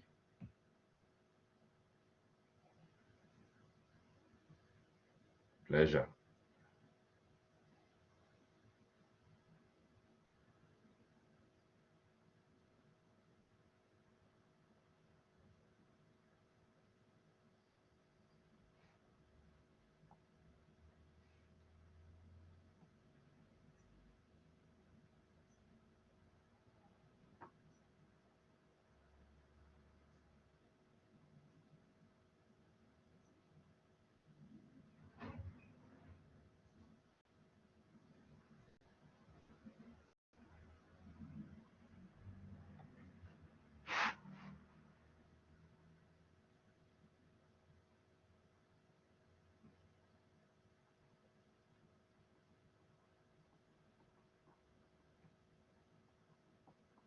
Absolutely. Absolutely. So we already have our multiplier, we already have our aggregate spending, aggregate autonomous spending. What we do is we multiply the two together in order to get to our equilibrium level of income, right? As is right now, we've got 6 marks. Let's get the other two. So it says here, calculate the change in government spending required to reach full employment income. Ooh, nice. And the equation here, ladies and gentlemen, is the change in government spending is going to be equal to, and they don't give this in the textbook. You'd almost have to deduce it yourself. You all are a smart bunch. You all are a smart bunch. I'm just going to complete the equation for you, just looking at my memo.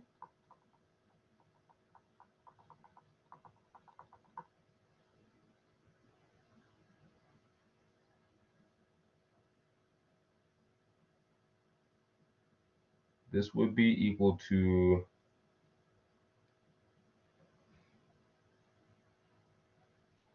YF. Now, 1 minus C, 1 minus T plus M. Now remember that we already have this section mapped out. This specific section, we already have that mapped out.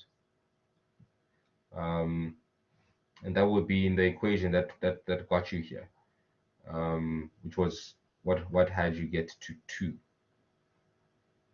What had you get to 2? But let me know what I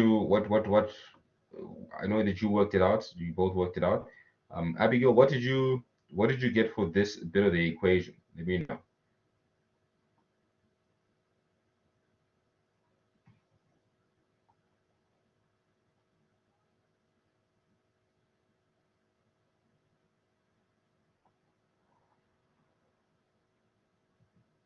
When you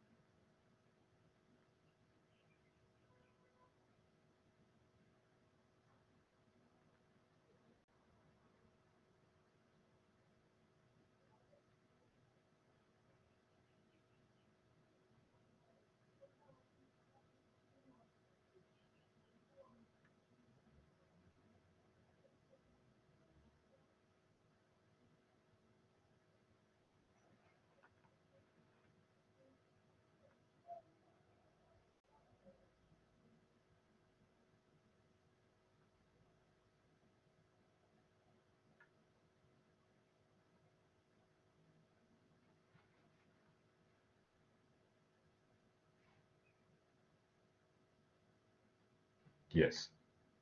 So this would therefore be 0.5. And what's YF? What's full employment?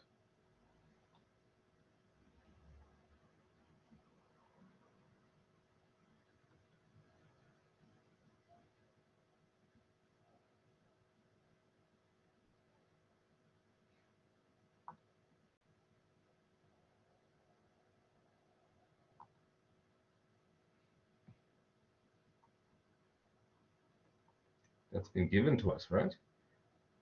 So when we multiply those two together, what do we get?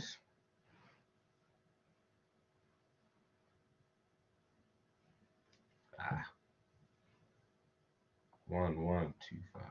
Absolutely. Last one, we've got 8 marks now. Guys, we've got 8 marks now. 6.5. Calculate the budget surplus or deficit at the equilibrium level of income.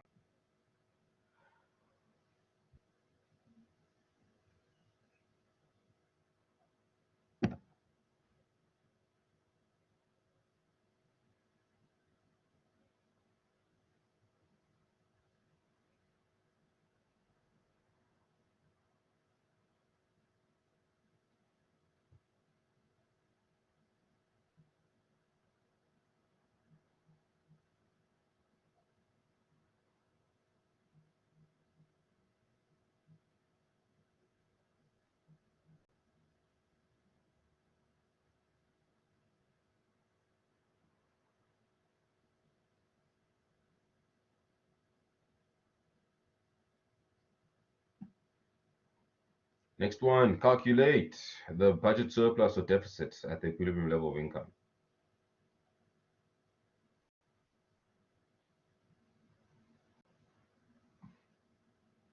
And an equation for this, ladies and gentlemen.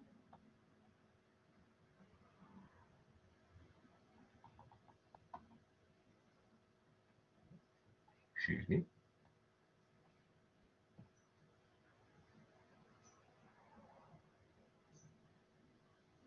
Would be a subtraction between your full employment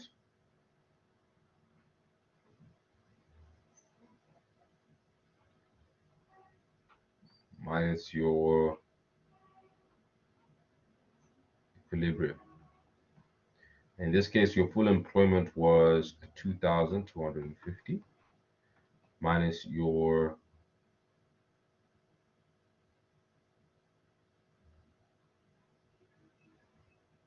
yes, which is 150, right? So you realize here that your full employment is larger than your equilibrium point of income, right? So and therefore, if we still need 150, if we still need 150, are we in deficit or in surplus?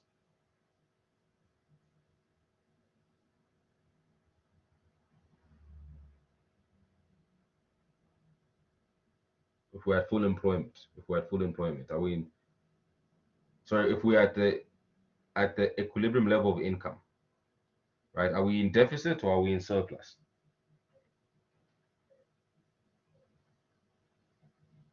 Absolutely. And voila, we'll then have our 10 marks. And remember, if you don't understand this, you can always go through it again and you have my email address. Please make use of it. Let's keep going. Let's keep going. Let's keep going. It does get a lot more easier from here on out, I believe. In fact, let's not even say it gets easier. At the end of the day, we will do the studying behind us, and therefore all of this will be easy. Right. It says there's on 7.1, identify 3 items from the list below which would cause a leftward shift of the aggregate supply curve. In your answer booklet, write down only the number of the question and next to it the letters of the correct answers. In this case, guys, remember the point of our exercise is just to make sure that you get into the rhythm of things. You get into the rhythm of things. So if we're looking here at your aggregate supply, and remember this is now dealing with chapter 19, I'll go straight to table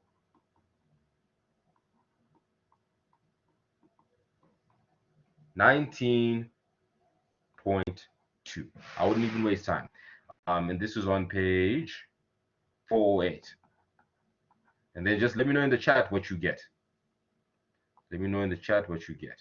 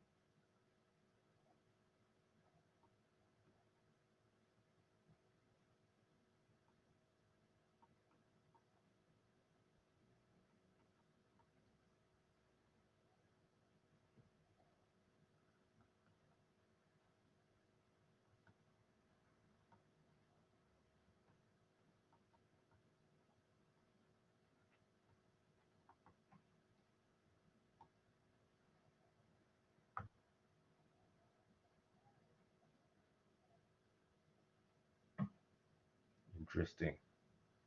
So not in this case, actually, because remember we're dealing with the aggregate supply curve. Aggregate supply curve. And we're looking for what would cause a leftward shift. What would cause a leftward shift. So I'd almost look at the table 19.2 and just look at what causes a leftward shift. No problem, no problem. That's why we're here. That's why we're doing the work now.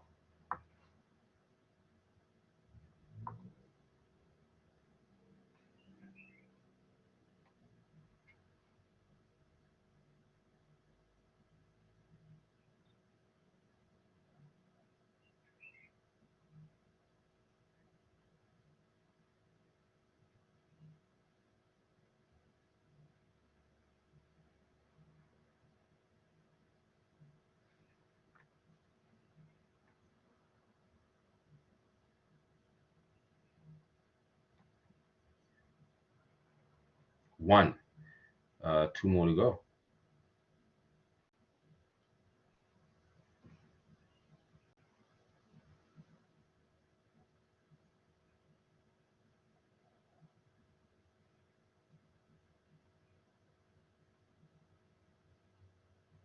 Oh, would you look at that? Two, one more to go.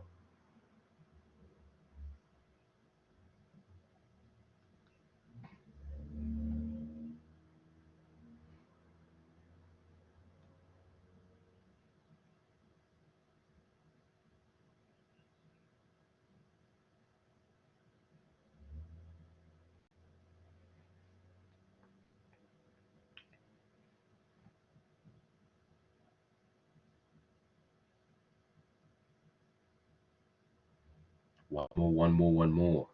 Absolutely. And there we have our 3 marks, ladies and gentlemen. Obviously, you would in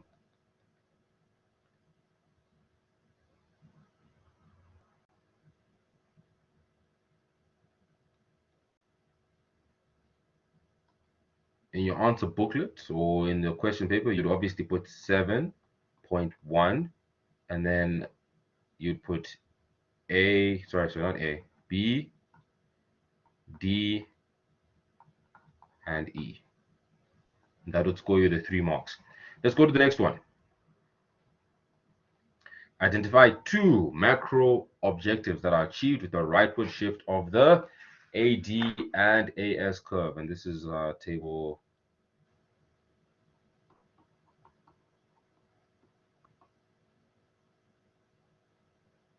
19.1 on page 407. So let's have a look at that table. And now it's asking us what would be the macro objectives that are going to be reached. Now, macro objectives in your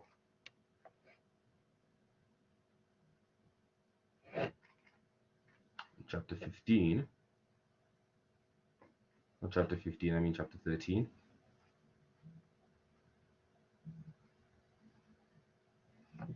Page 256. We need to combine all these elements in order to get these 2 marks. So in the chat, and give me a thumbs up once you are there as well. Abigail has probably left. I think connection issues in that regard.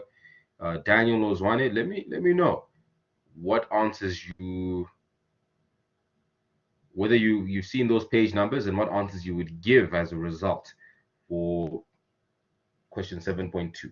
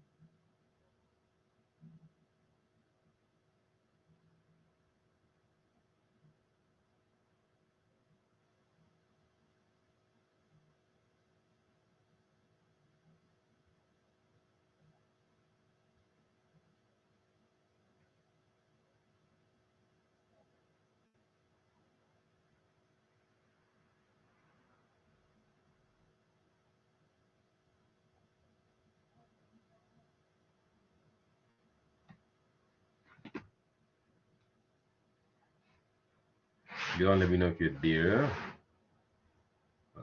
Daniel, let me know if you're there.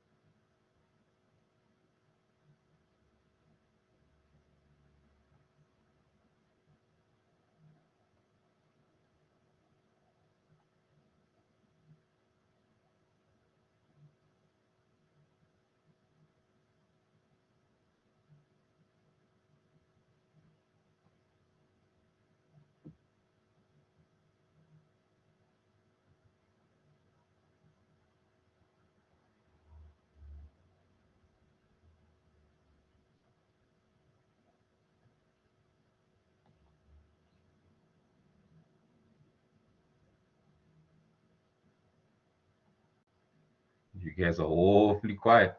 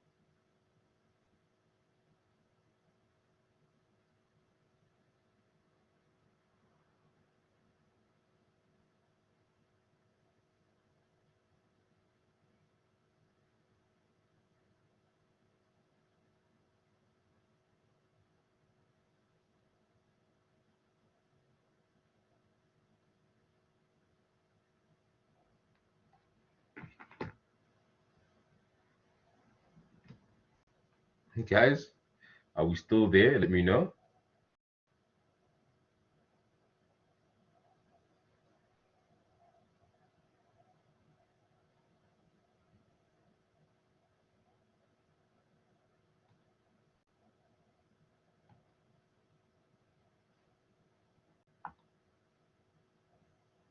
Cool, cool, cool. I'll just let you work through it then. Identify two macroeconomic objectives, which is on page 256, which are achieved with a rightward shift of the aggregate AD curve in the ADAS model. So I'd look at the rightward shifts on page 407, table 19.1, and then I'll see which macroeconomic objectives are answered as a result. Let me know, let me know. I'll give this one another minute or so, and you can obviously put your answer in the chat, or you could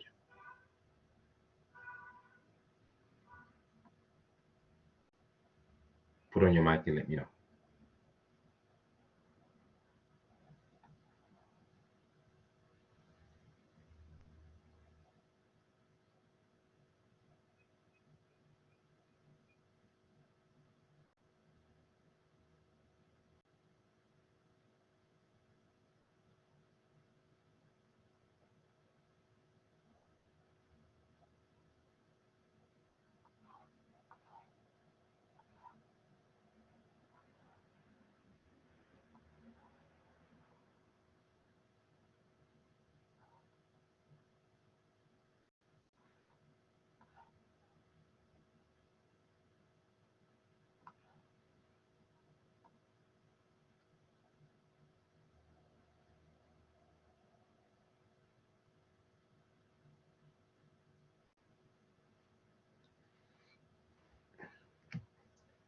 All right, guys, let's do this. What are the 5 macroeconomic objectives? Let me know. Put in the chat. What are the 5 economic objectives?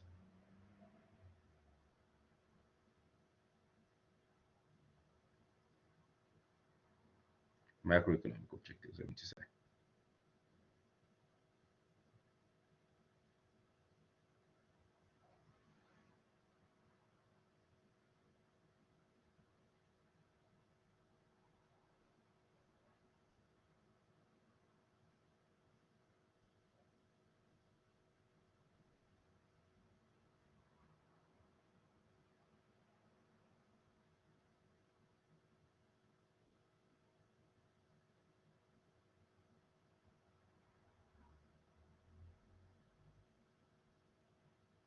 There we go.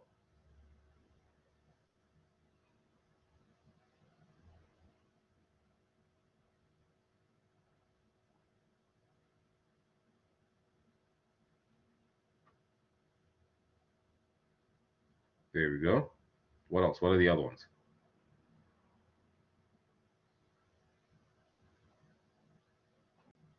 Mm-hmm.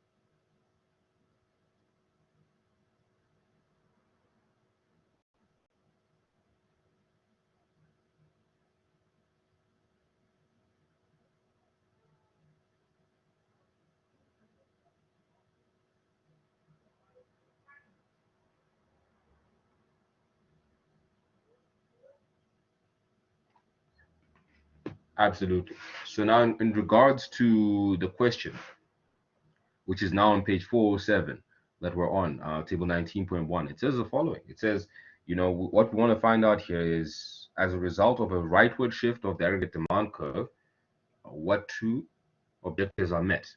Out of all of those, there's just one that I would look at and go, I'm not too sure. But 4 of those are definitely the right answer. So what answers would you guys give for question 7.2? What answers would you give for question 7.2?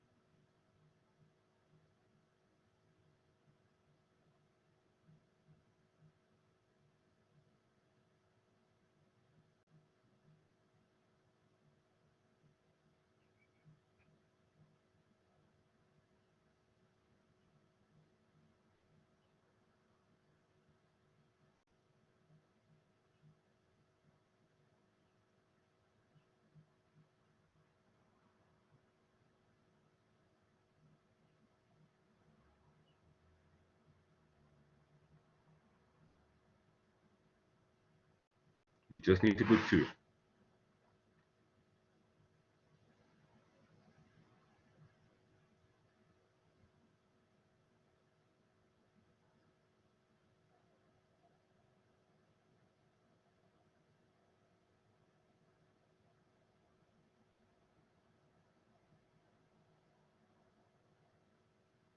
Mm-hmm. 1.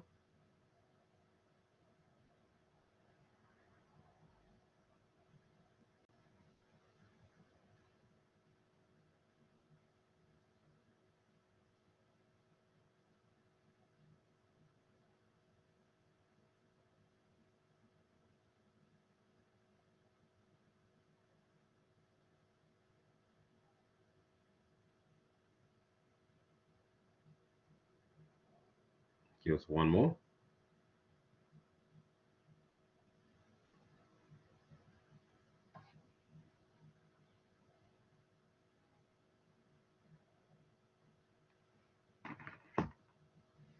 Okay.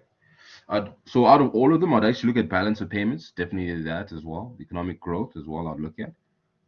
Full employment, I'd also look at as well.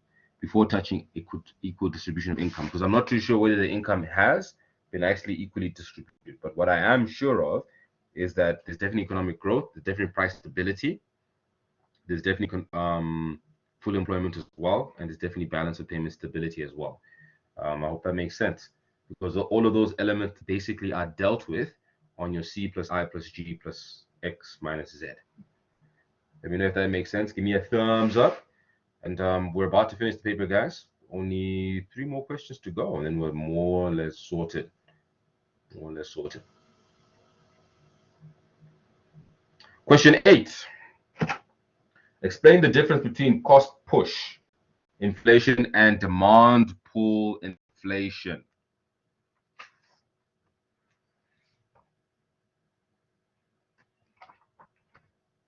And now we're dealing with chapter 20. Chapter 20. And you will find your answers on the following with this one. And remember, as soon as they say explain the difference, the key word that you need there is whereas. Whereas.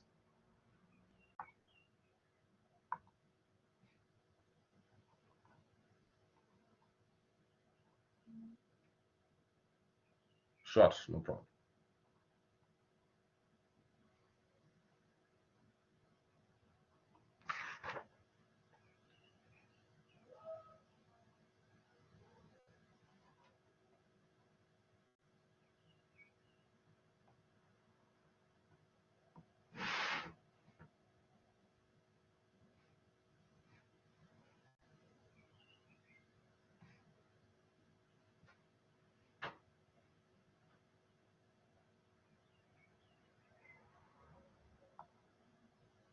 And what you should actually find would then be the following.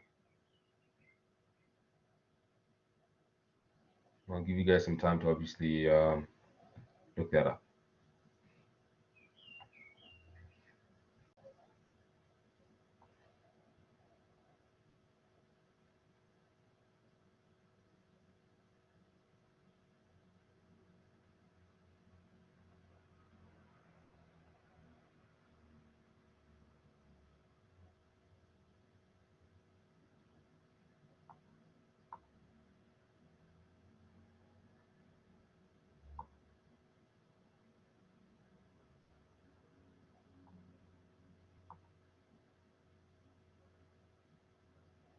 Welcome back, Abby. So we are basically on question 8, and remember the point is to finish.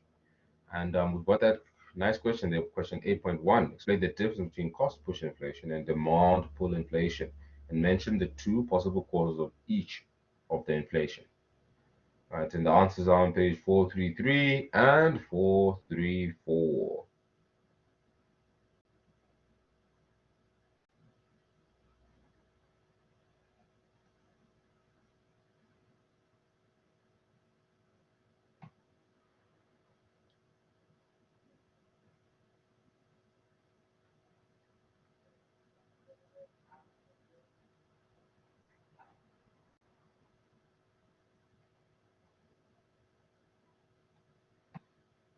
And if you want, you can put your mic on as well.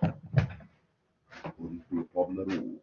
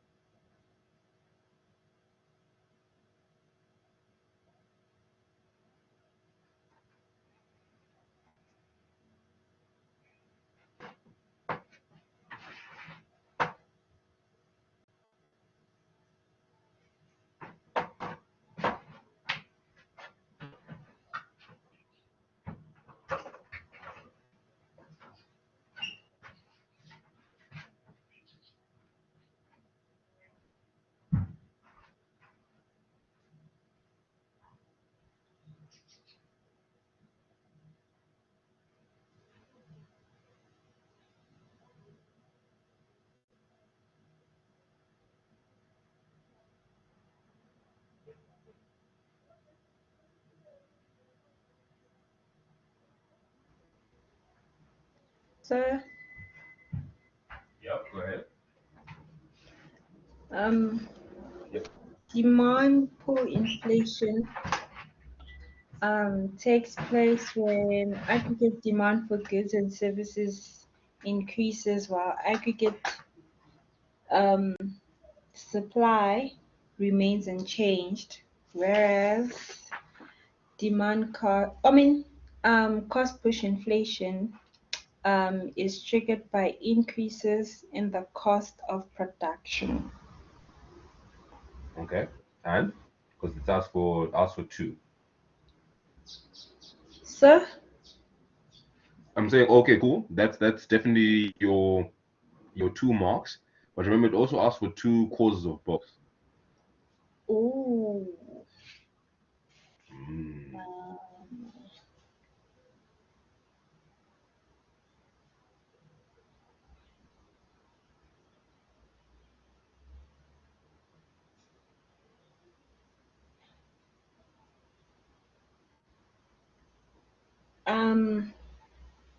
demand pull inflation can be caused by increased consumption spending by There we households, go.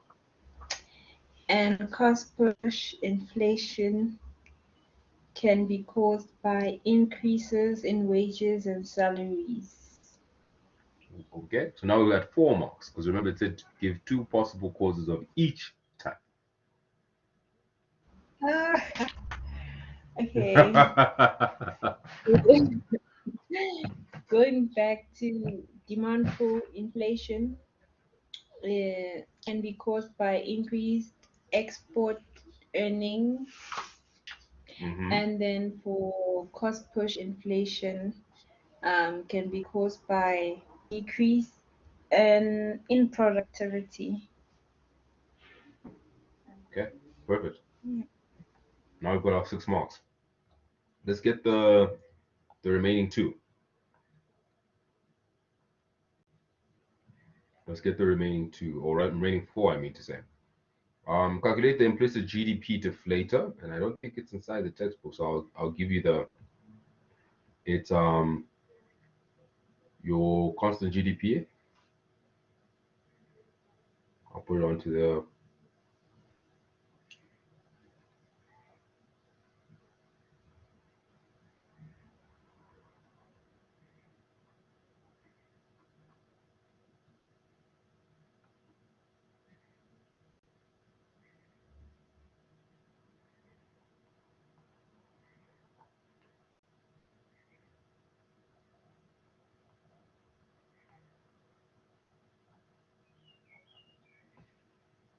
write it out properly.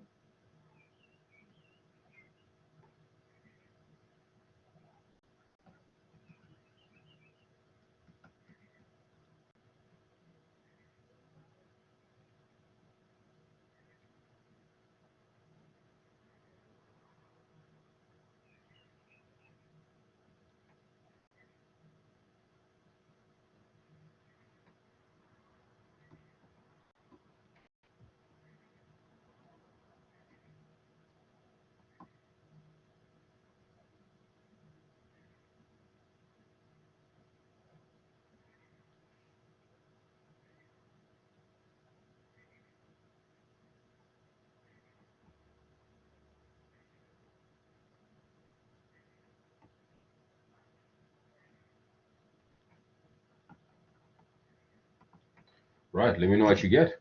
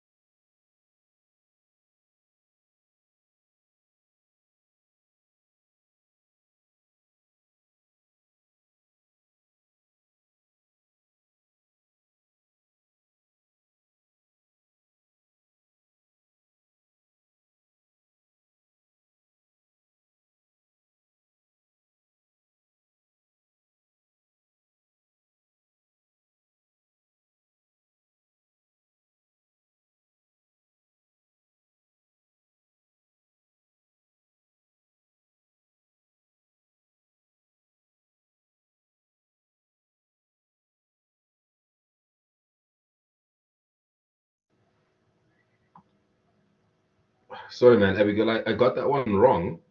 Actually, that equation is missing one thing. It's supposed to be missing one thing. It's meant to be GDP constant 2008 over GDP constant 2005 multiplied by 100. Try that one out and let me know what you get. Apologies, that's on me.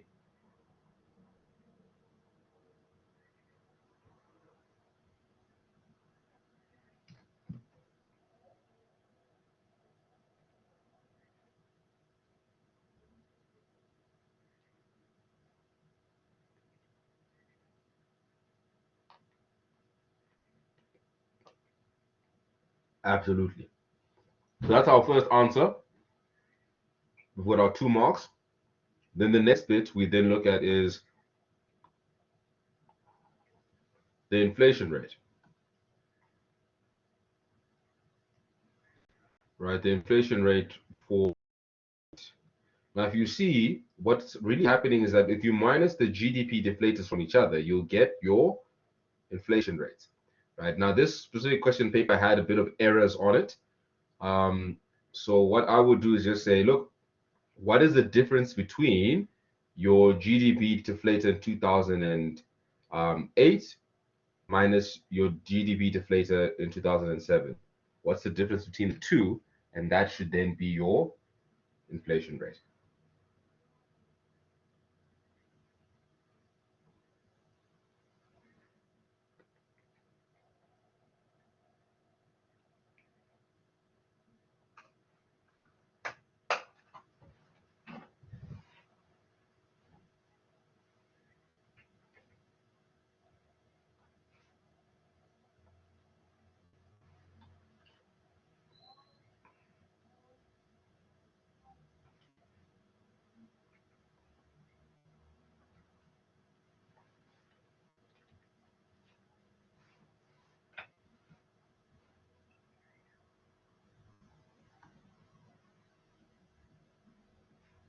Sure.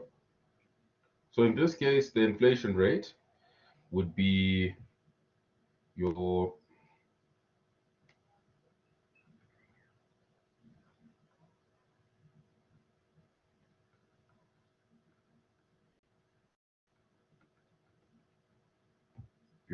GDP deflator for 2008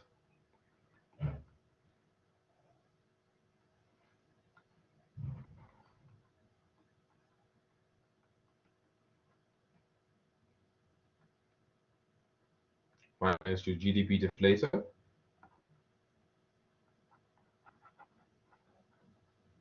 2007.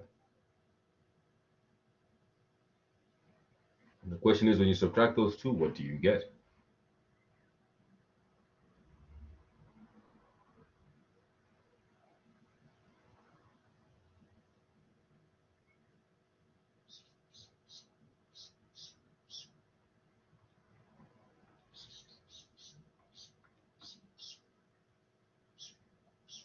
Yep.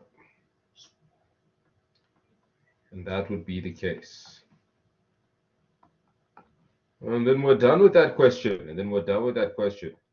We've got two more to go to get our full marks. And you let me know if you want to throw in the white towel, although something tells me that we're good to go. So let's finish this paper. Let's finish this paper. The more practice we get in, the better it is for us. And the rest of the answers are pretty simple as well.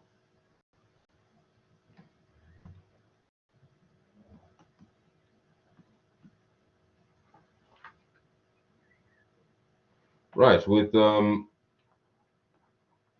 question 9, this actually deals with your inflation, chapter on inflation. And we're looking at page 442.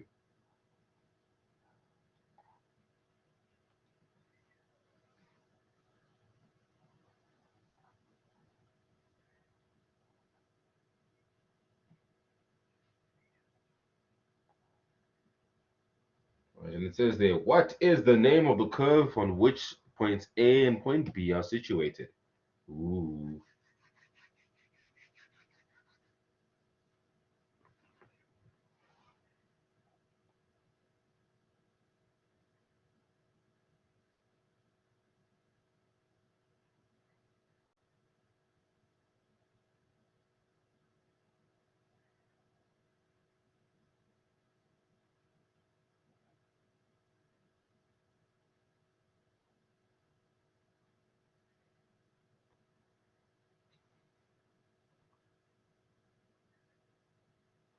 Brilliant, brilliant, brilliant. Then it says, next one. Assume the economy is functioning at point A, which is inflation rate of 5%, unemployment at 15%. What can the central bank do to reduce the inflation rate to 3%?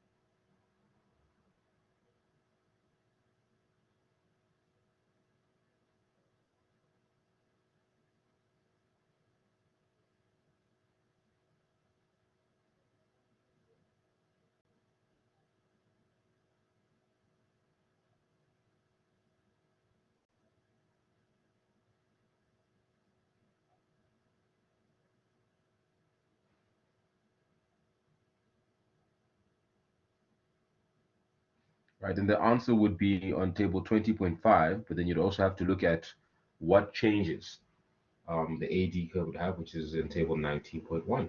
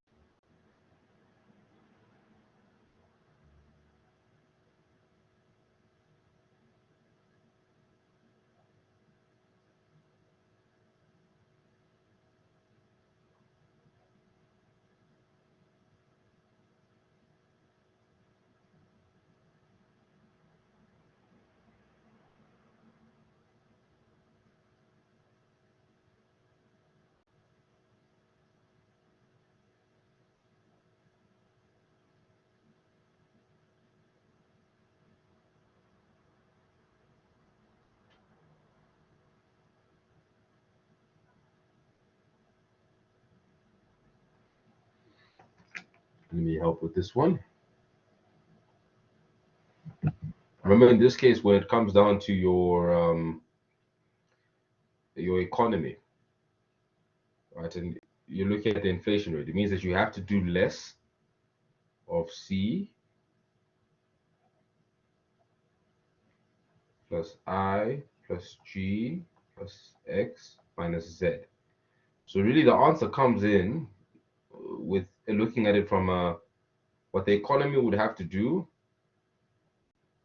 is two types of policies, both restrictive.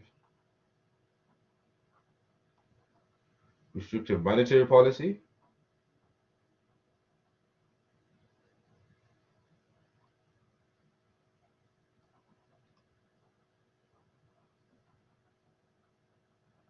let me know if that makes any sense.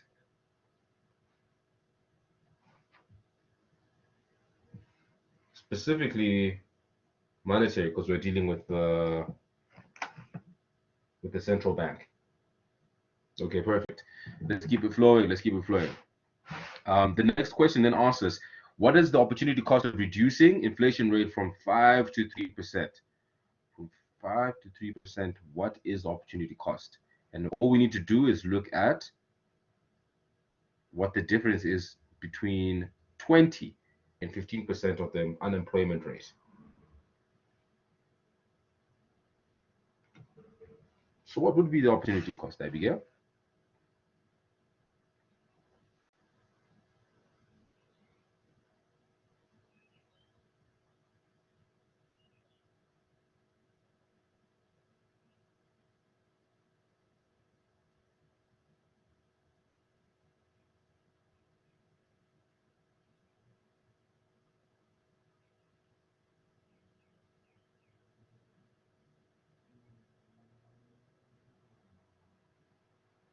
Look at you. Look at you.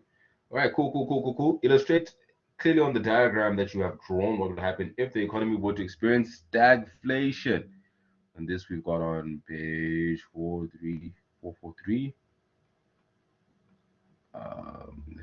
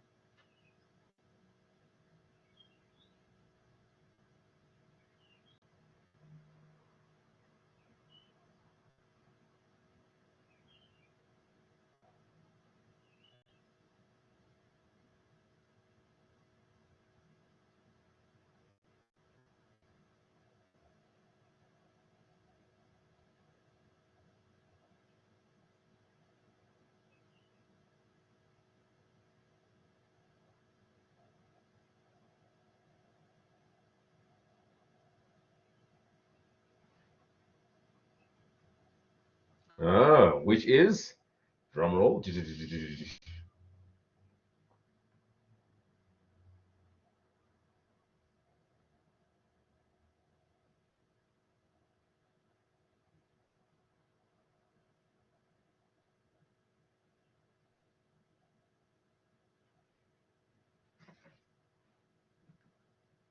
And I'm guessing that you notice there will be a shift of the Phillips curve, not so? Okay, cool. 9.2, we're almost done. We're almost done. Let's keep it there. Let's keep it there. We're almost done.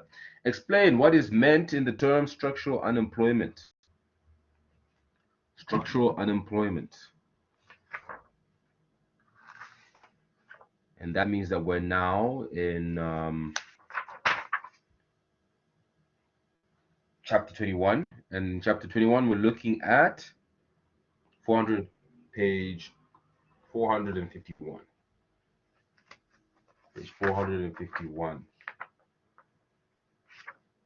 And yes, you can put on your mic for that one as well. Structural employment, remember to list 3 factors that contribute to the level of structural unemployment in South Africa. 3 factors.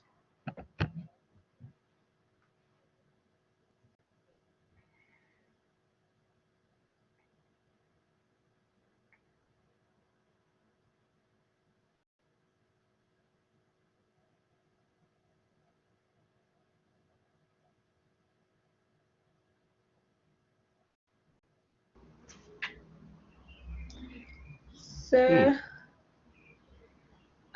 structural unemployment occurs when there is a mismatch between worker qualifications and job requirements, or job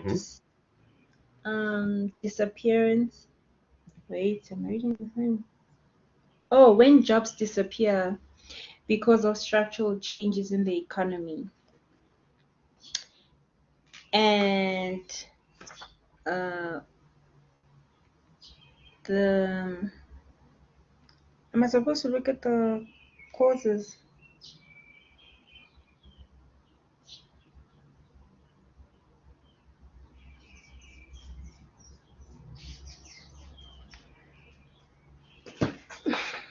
Which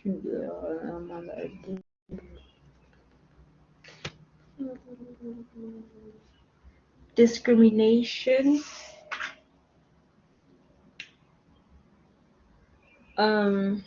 structural decline in certain industries, and foreign competition.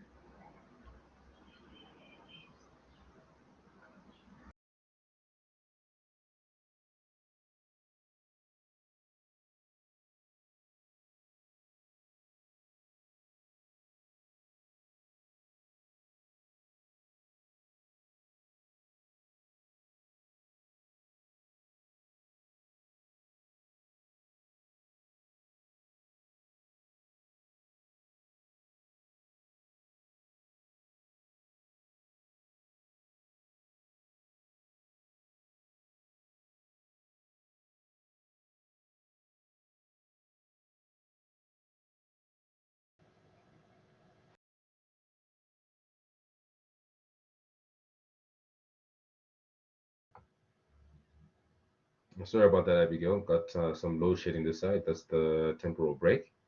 Did you give the 2 examples of what happens to your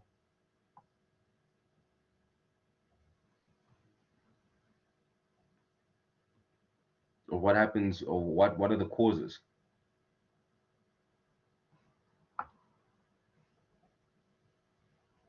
Okay, perfect. Last one, and let's do a little bit of a happy dance. Almost done, we're almost done.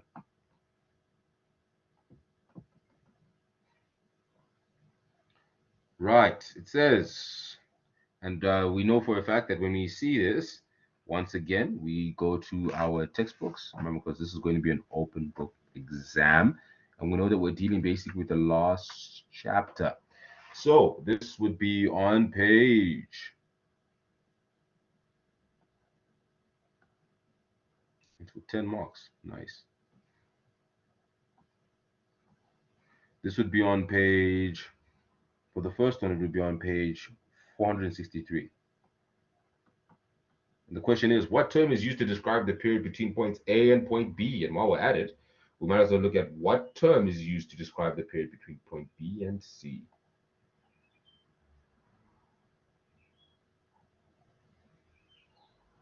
And yes, you can put on your mic for this session. This was actually going to be one of the fastest, so no stress whatsoever.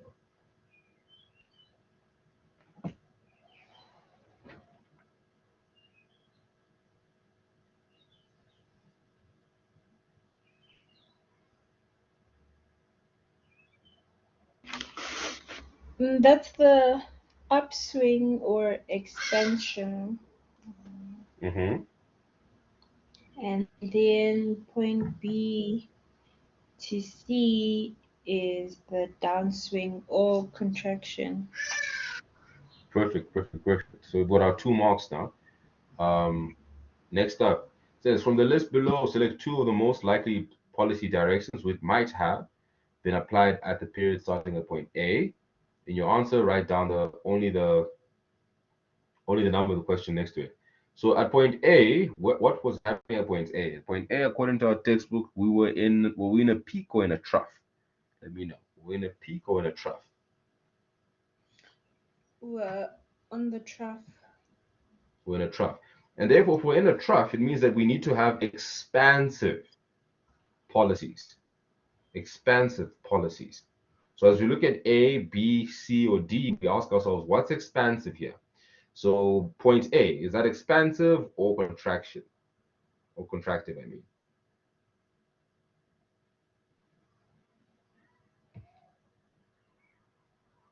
Please repeat that, sir.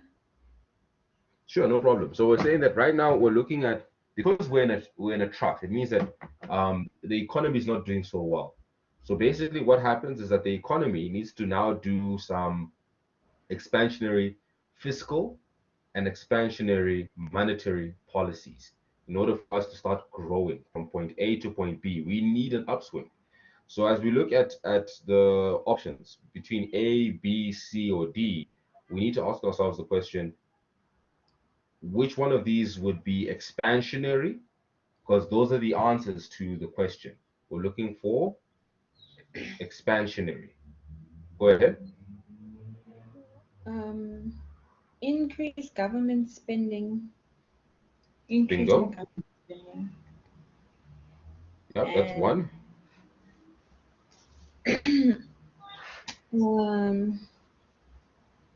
Wouldn't it be decrease interest rates? Boom. Done and dusted for our 4 marks. Right. And now it says here, based on your answers, list 2 reasons for the change in policy at point B.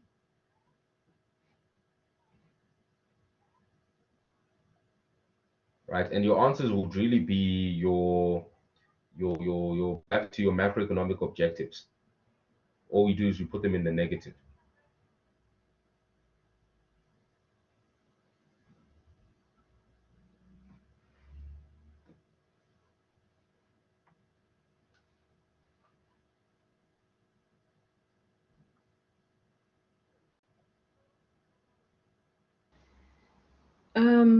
It would be to stimulate economic growth. Yes, yes, yes. And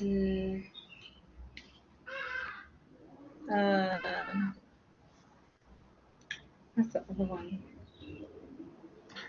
Talk to me about employment. Oh, and increase employment. There we go. There we go. The all tells me that you're good to go.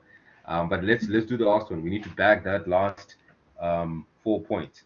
And your answers here would be on page 462.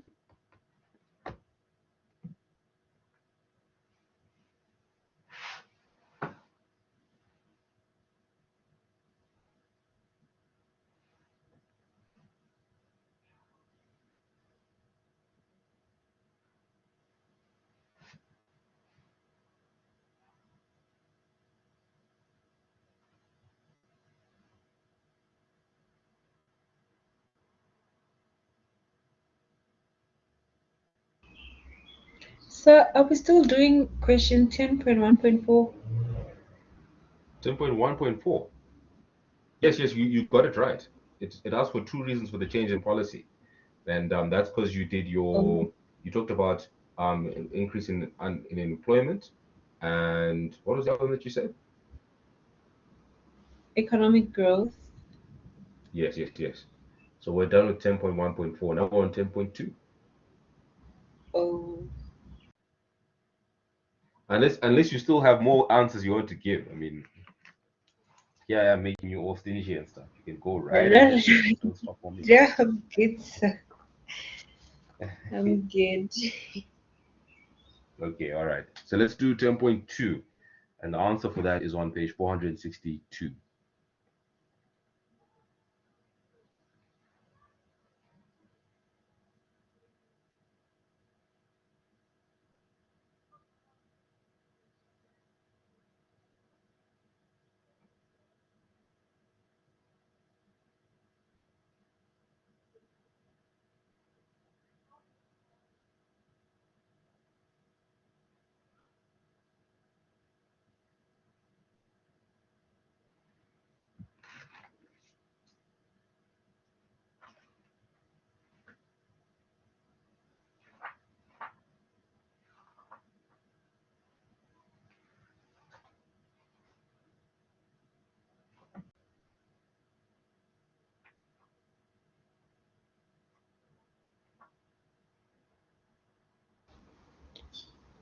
That would be unrecorded activity or transactions in the economy. Mm-hmm. So must I just list them or? So here it just says clearly explain 2 reasons. So list 2, and then obviously just give an explanation of them. Okay. Okay.